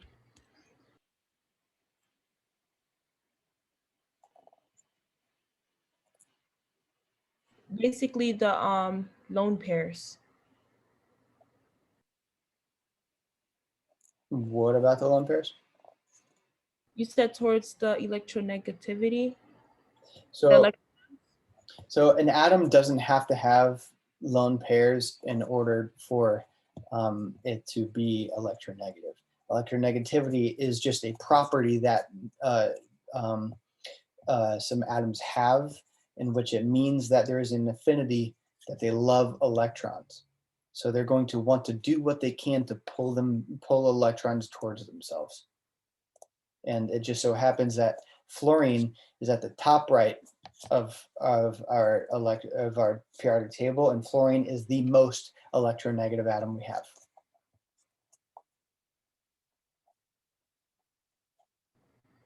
Okay, I get it. Thank you. No problem. And Maria's asking, so in general, does something that's nonpolar in general have an overall dipole? I think it would depend on the Lewis structure, but I think it would be, I think sometimes it would be safe to say that.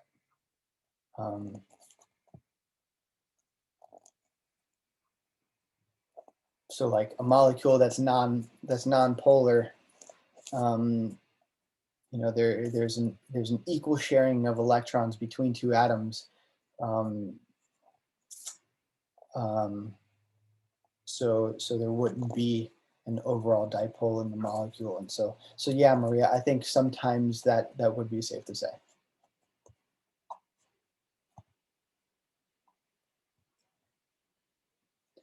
All right. Anything else on chapter 2? Because that finishes it off. So any questions on boiling point, melting point? I asked before, are you guys feeling more comfortable with IR? Any questions on functional groups? You guys are good with chapter 2?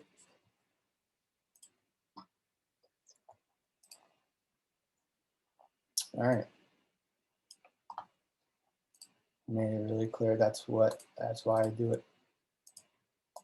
This semester, that's why I do it. I had somebody email me at the end of last semester that attributed her grade, and I melted. Like, that's why I do it. So chapter 3.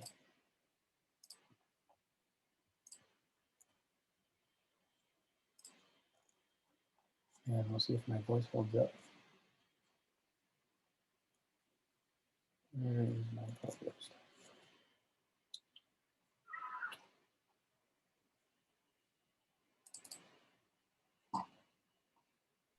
Mike, thank you so much for all your help today. A lot of things got more clear. Yeah, no problem. Thank you for telling me that. That's what I try to do. And also in the chat, I did, if you scroll up towards the beginning, I did put my chapter 1 handout, and I'm about to put chapter 2. All right.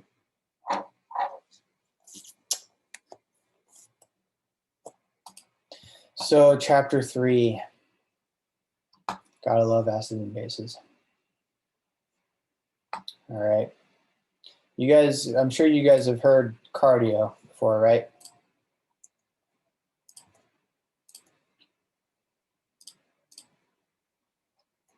Have you guys heard the acronym cardio for acids and bases?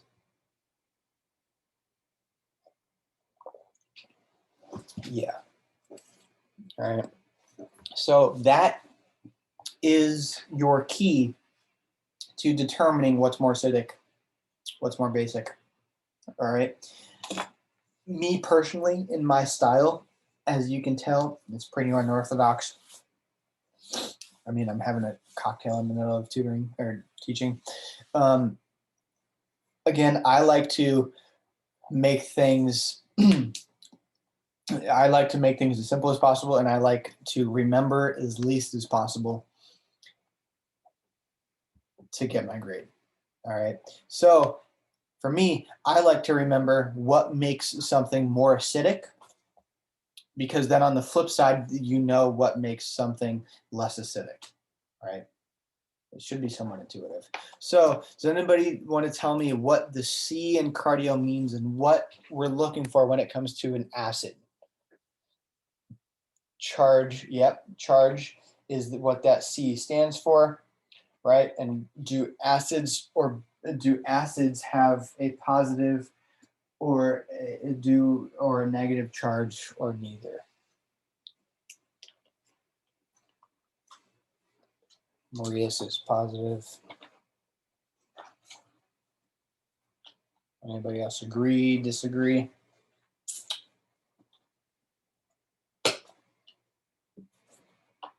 Yeah, because what do we know? What's the definition of a Lewis acid? A Lewis acid is something that accepts electrons, right? With that in mind, what does a positive charge imply? A positive charge implies that there is a lacking of electrons, right? If there's a lack of electrons, it's going to want them, right? That's why it's a positive charge. A, what's A mean?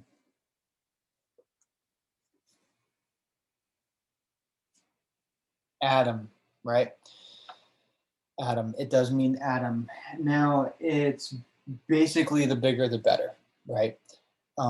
Yeah, that's basically it. R, what's R mean?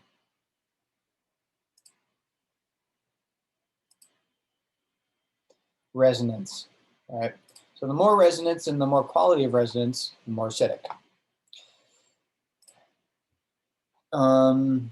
I mistakenly, so D and I kind of go together. What's D and I mean? Yeah, it's dipole induction. All right, so the more dipole that it's creating, the more electron withdrawal. That's what it means by induce. The more acidic. And what's orbital? I just said it. What's orbital? O is for orbital. Can somebody tell me what is more acidic, an sp orbital or an sp3 orbital? Yeah. An SP? Correct. Yep. Yeah. So we should be able to rank these now. All right. So I can almost I guarantee you he's going to ask a question just like this. And I know Lepore said it in his syllabus even, that the end of chapter problems are very highly tested. All right. So even when I took the course, when it was on paper, we legit saw modified from question 3.2. All right. So this is what these are, and this is why I go over them. All right. So let's rank them. So let's go, when I'm ranking, I like to do what's my least and what's my most. So can somebody tell me what is most acidic here? Are we going to be looking, I guess, at the OH attachment? Like, how would we start, even though we know what cardio means? All right, so let's put it, let me give you another rule of thumb. Carboxylic acids are gonna be are the most acidic group you're gonna see. All right. So on the right side here, we have 1 or 2. All right, so in my ranking, all right, is this one here, let's just say A, and let's just say B. Which one is more acidic, A or B?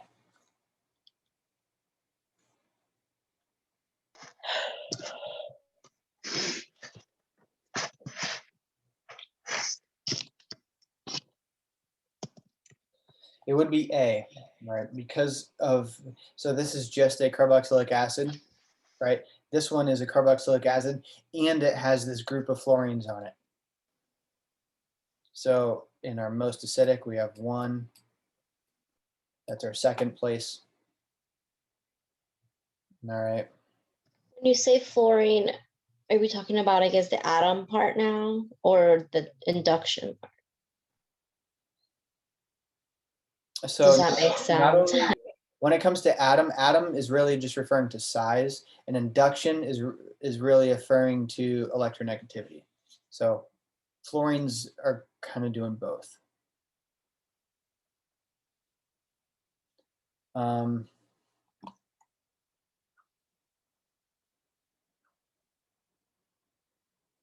right, so comparing these 3, right? I'm going to ask, does this ring in the middle here have more or less resonance than the others? Maria says, yep. It's not a benzene ring, right? It's just a regular cyclohexane, which you're going to learn in chapter 4. So this will be our last place. All right. Now we're comparing, everything's the same except this bottom. Are fluorines, is an oxygen with a carbon more acidic, or is a carbon with 3 fluorines more acidic? Yep, so 3, 4, there's your ranking. All right. Determine the stronger acid. So everything's the same except fluorine and a methyl. What's more acidic, left or right? Yep. The one on Wait, the I'm right. you said 3. You said 3 is more acidic than 4. Yeah, I'm ranking them as 1 is most acidic to 5 is least.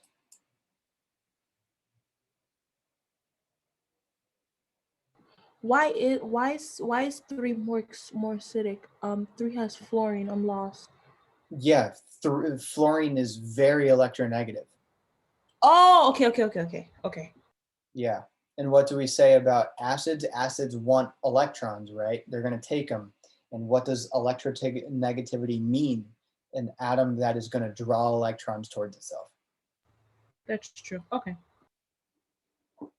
All right, so here's our another one. Everything's the same. Here we have a nitro group, and here we have a methyl. What's more acidic, left or right, other than Maria?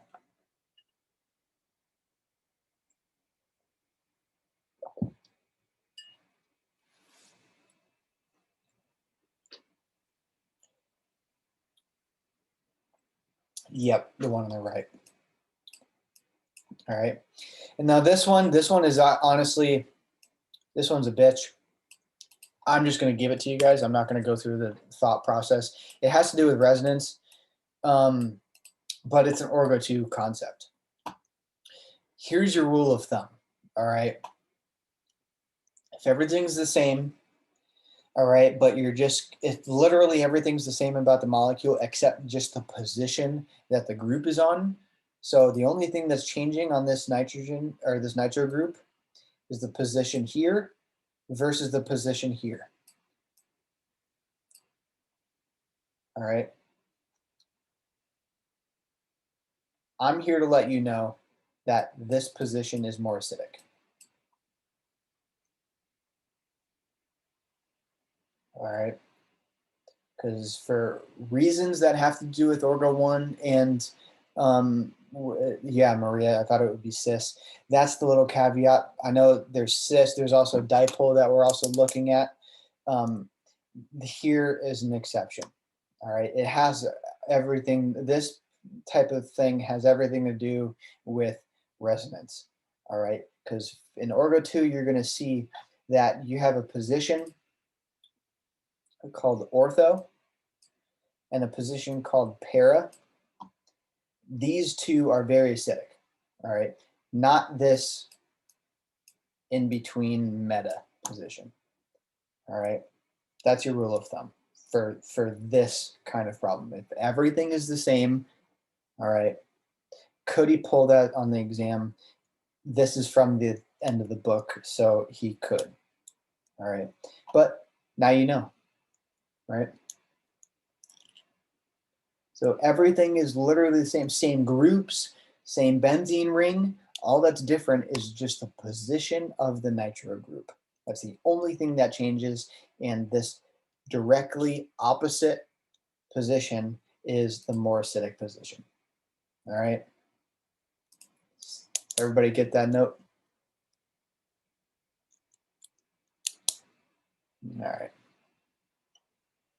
So designate the Lewis acid, Lewis base. All right. Even though it's very simple, he could ask you something like this.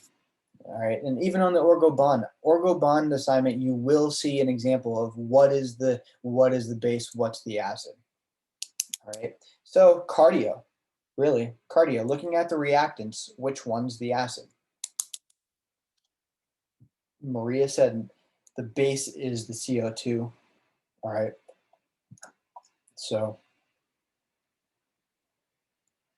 does anybody else disagree or agree? What's the acid in this example?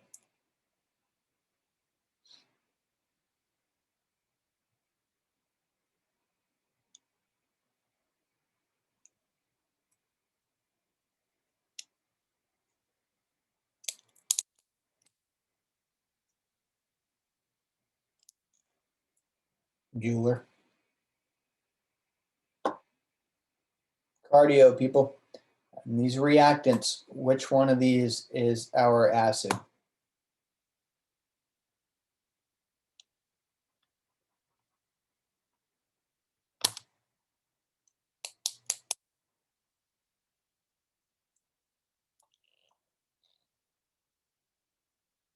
Other than Maria.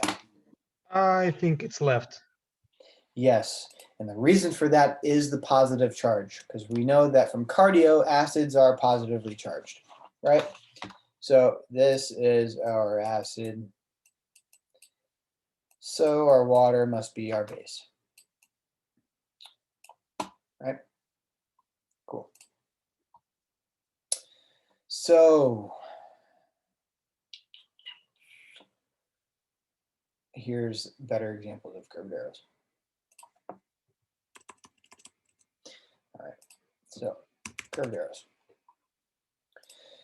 So aqueous, what does aqueous mean?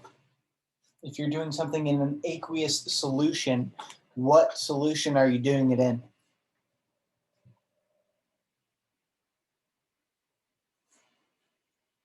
Yep, water. So that sodium is just going to float away. You get this.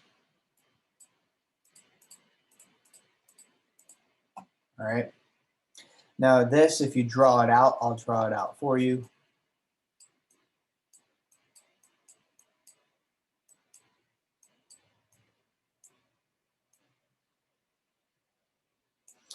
All right. What charge does this OH have?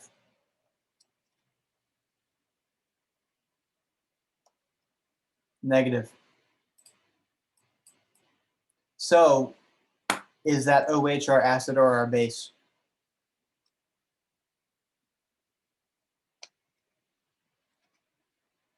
It's our base, right?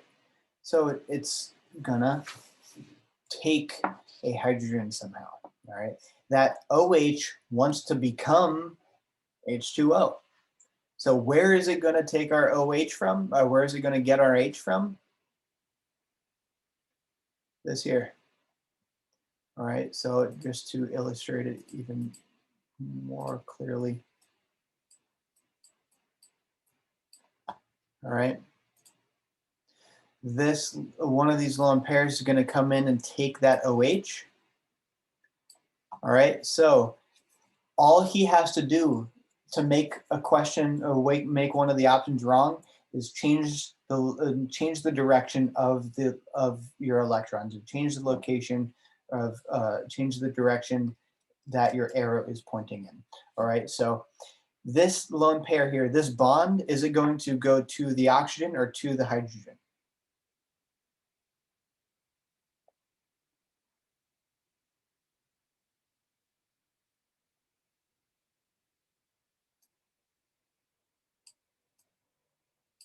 Correct. So your products, that OH took that hydrogen, so you're left with H2O, right? This species lost its hydrogen.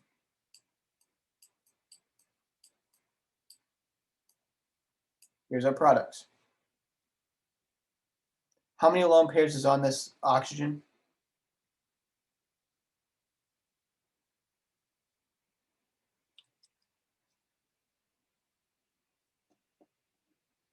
Yeah, there's 3 lone pairs, so 6 electrons. And what's the charge?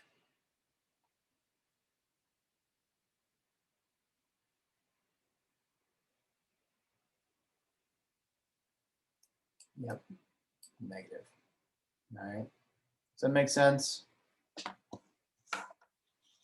That thought process makes sense? All right. So another one just like it. Here we have an aqueous solution, and here we have a metal. Here's polar. So an aqueous solution will dissolve that away. So you're left, that was a sucky yellow. Somebody tell me the charge while I'm drawing this.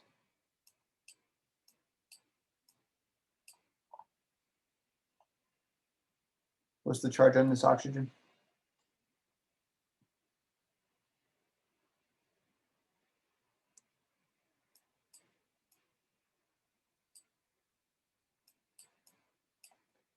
And here, I'll draw it out for you guys.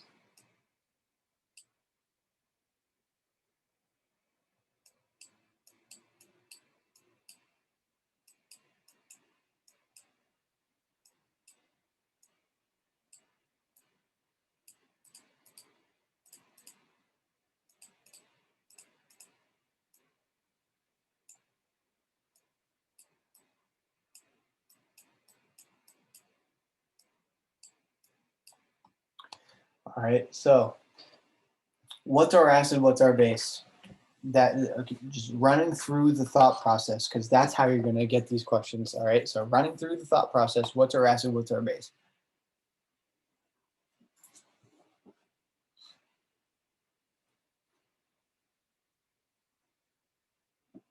Someone said the base is on the left and the acid's on the right.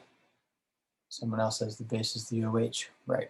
All right, so the acid is on the right, and it will be gaining electrons from that base, right? So this OH wants to become neutral. How is it going to become neutral? It's going to gain a proton, right? Where is it going to get that proton from? Our acid.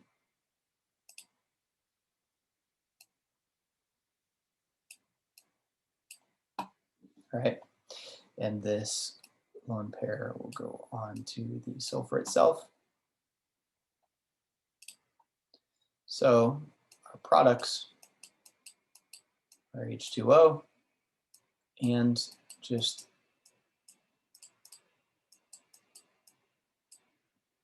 the result of what we did.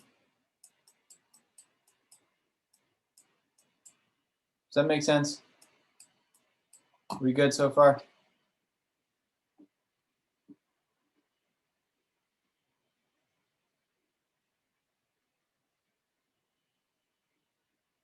Question, comments, concerns?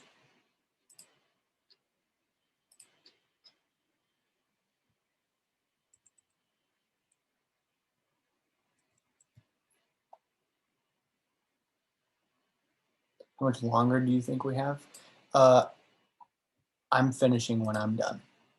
I'm not here for me, so I'm going until I'm done with chapter 3. But you guys are free to head out whenever.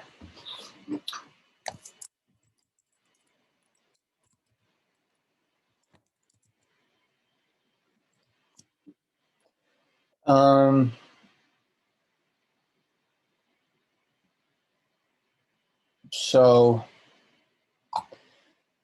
somebody has asked me about the leveling effect. Have you guys heard that term before? You said the leveling effect? Yeah. So what that is that the reactants are reacting with the solvent instead of what you want it to be reacting with. So for example, the base could be reacting with the solvent instead of reacting with the acid. So remember from Gen Chem and what he introduced in lecture, we always want our strongest shit on the left side of the equation, right?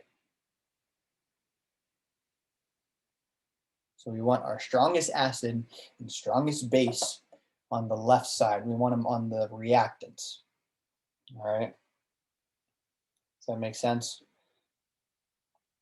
Now, if you look at a pKa table, it will provide you some insight into this. This reaction will not occur Somebody tell me why. Anybody have any idea? Just say no if no.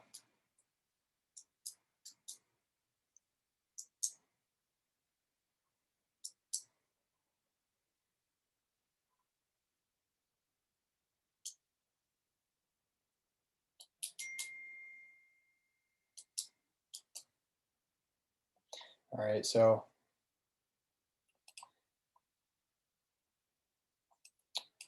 this here, all right, this is going to be our base. That base is too weak of a base to remove a proton from ethyne. All right, thus there's no reaction.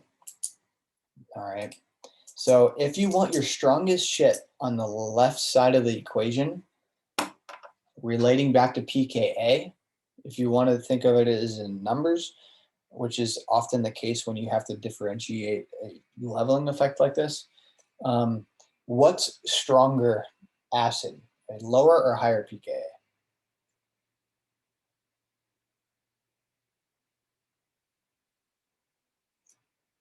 Do strong acids have a lower or higher pKa?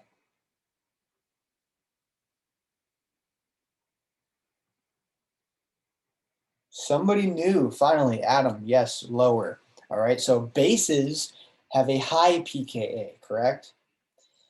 This base does not have a high enough pKa to take it off a hydrogen from that ethyne. All right. So let me see if I could find a pKa table.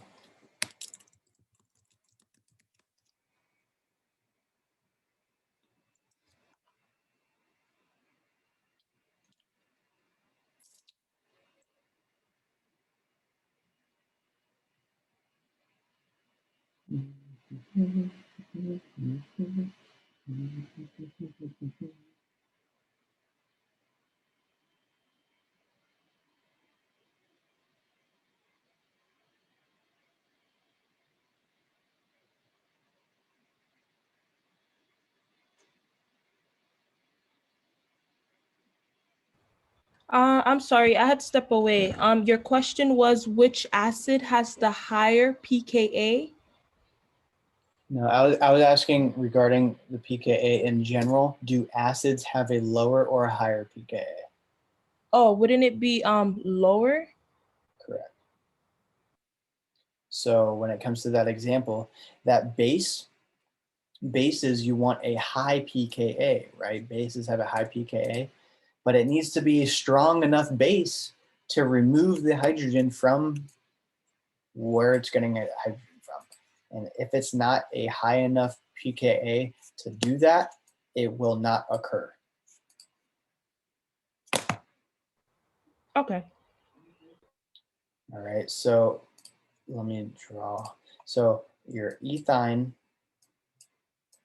here's your two carbons, here's your hydrogens. The pKa of this is about 25.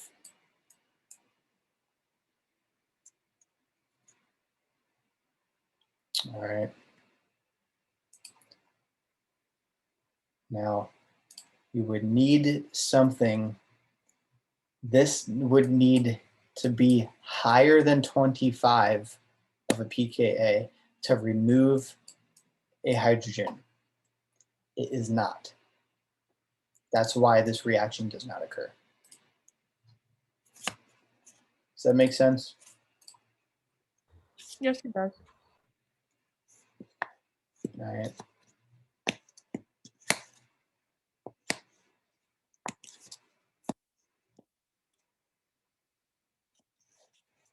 Anybody else need me to reiterate that?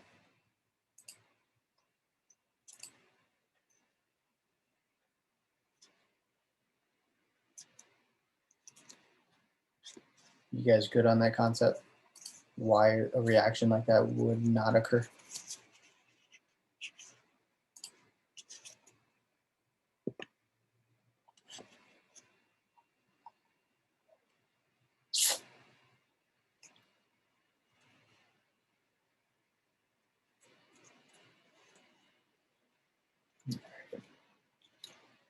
And so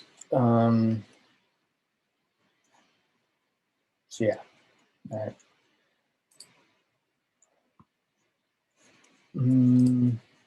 All right, so I bring up this question because not only does it may it show up on the your orgo bond assignment, but it's also a different format, right? Ethanol. Ethyl is 2 carbons, right? So 1, 2, OH. All right, plus methyl lithium, which is just a lithium on a methyl.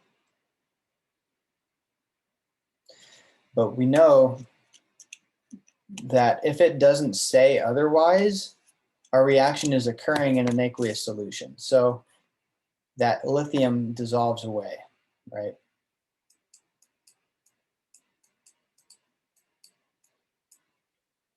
And we're now left with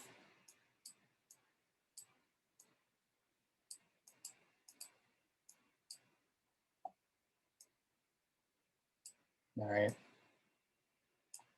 So I see this question every single semester when it comes to orgo bond. All right, so I'm giving you the answers. Here's all right. So this is just a spectator ion. All right, it's not going to react with anything. All right. So what's our acid? What's our base? Ignoring the lithium. What's our acid? What's our base? The OH is the acid. The base is that carbon, right? And that this lone pair is going to do some attacking, right? What's it going to do? It wants to become neutral, right? So it wants to gain a proton. Where's it going to get that proton from? The alcohol, right?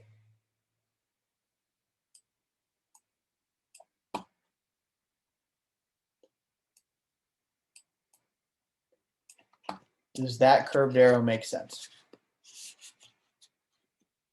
Is anybody lost on that curved arrow?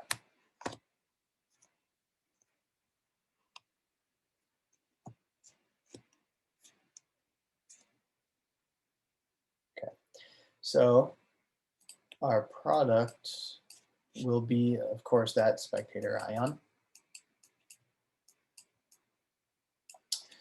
It will be methane, CH4. And now our what used to be alcohol with 3 lone pairs now. There's your reaction. And there's your curved arrows, and there's your charges along with it. All right. I can almost guarantee you yourself or one of your classmates will get that problem next week at Nonverbal. All right.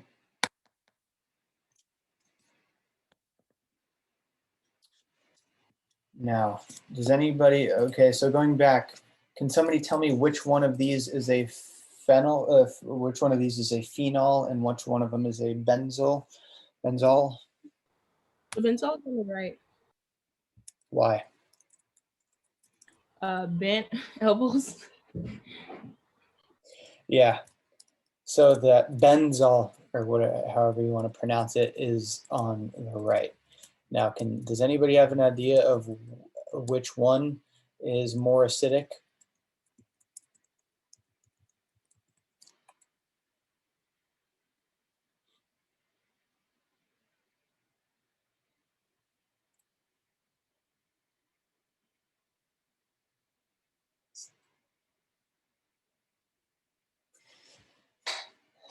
It will be the phenol. All right. The reason for that is resonance. So your conjugate base,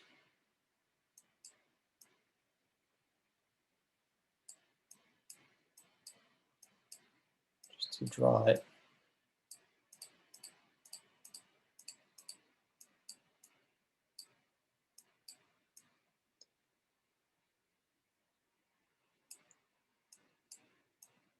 do you guys see how one on the left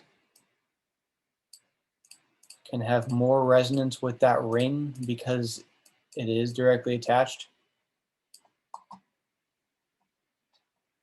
This is directly able to go into that ring and stabilize that ring.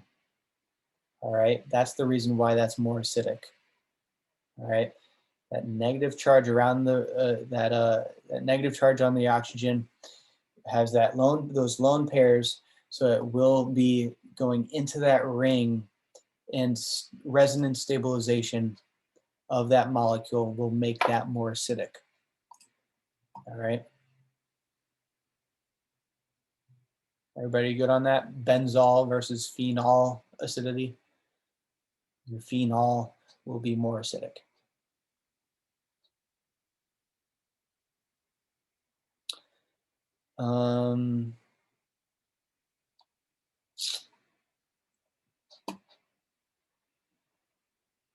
That's a little irrelevant.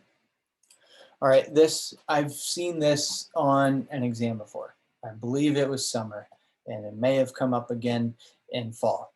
All right, can somebody tell me which one they think is more acidic? Why?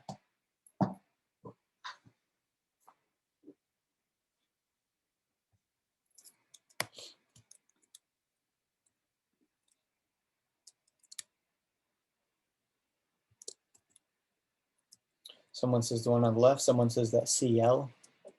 Just think cardio. Think cardio.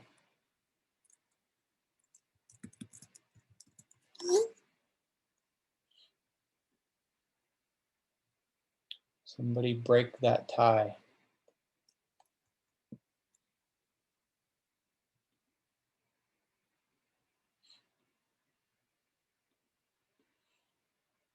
So you guys are guessing. All right. Does anybody have any idea why the one on the left is, in fact, more acidic?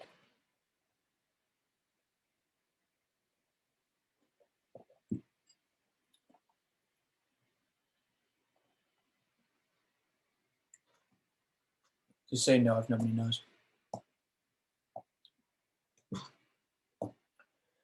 It has to do with electron withdrawal. All right. So yes, that chlorine atom is electronegative. Right. That is electronegative. I will give you that. All right. Looking at this one, what can somebody tell me the formal charge on that nitrogen?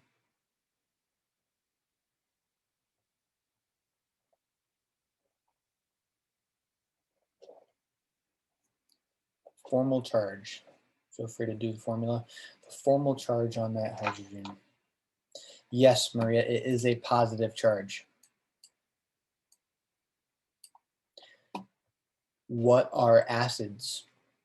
They're lacking electrons and thus positive, right?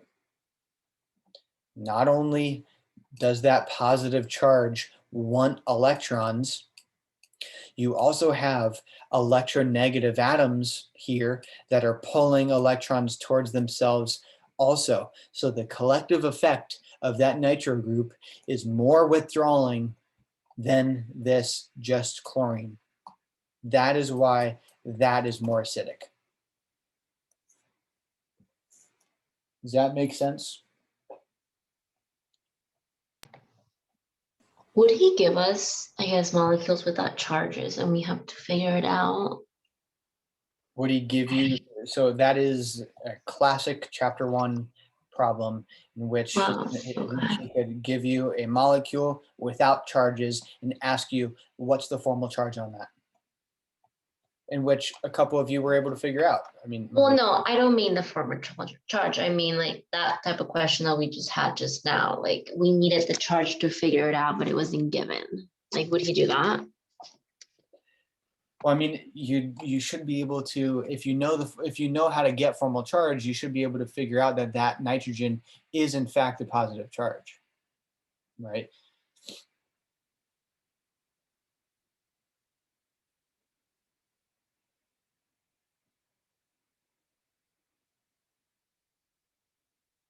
So does this reason of why that's more acidic make sense?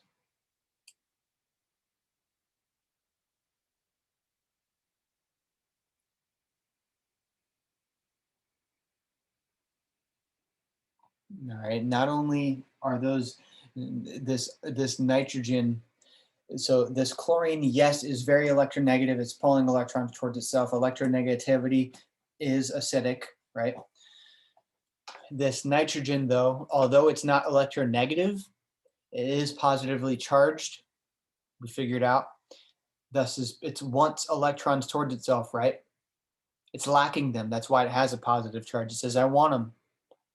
That and the fact that it has these two electronegative atoms on it make the collective effect much more electron withdrawing than just the chlorine. That's why that is more acidic than this. Everybody good on that?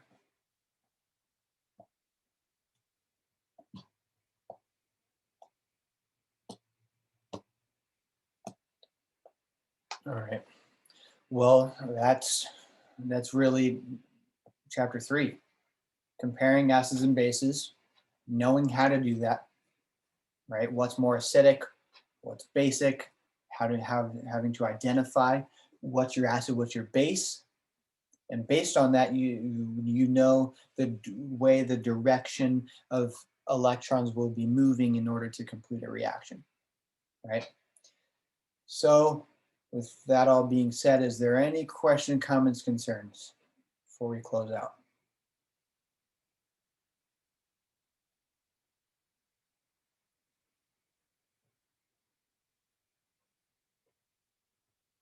All right.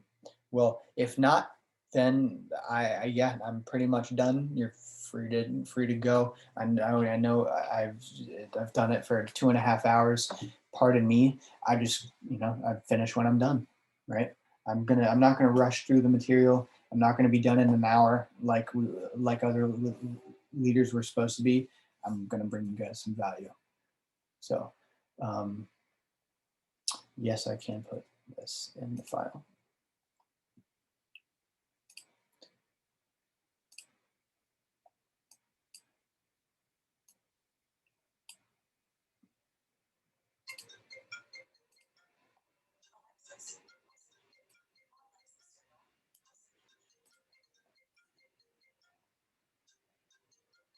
So in the chat, there's chapter 3. So in the chat, you guys have both, that you guys have all of chapter 1, 2, and 3 handouts. All 3 include textbook problems, orgo bond problems, and former extra credit quiz problems. All right, so it's 8:40. I'll be here till 8:45. All right, so don't be shy to ask, comment, or state anything. All right. Hopefully, I really do hope I did clear a lot of stuff up for you guys. Thank you so much. I really do appreciate it. Yeah, no, thank you. Now you know I'm that TA that, has a drink during our review sessions.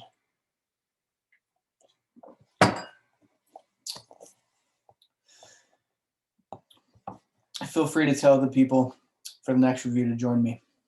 I'll be doing it every exam. By any chance, was this recorded? So yeah, I will try right now. I'll just stop sharing and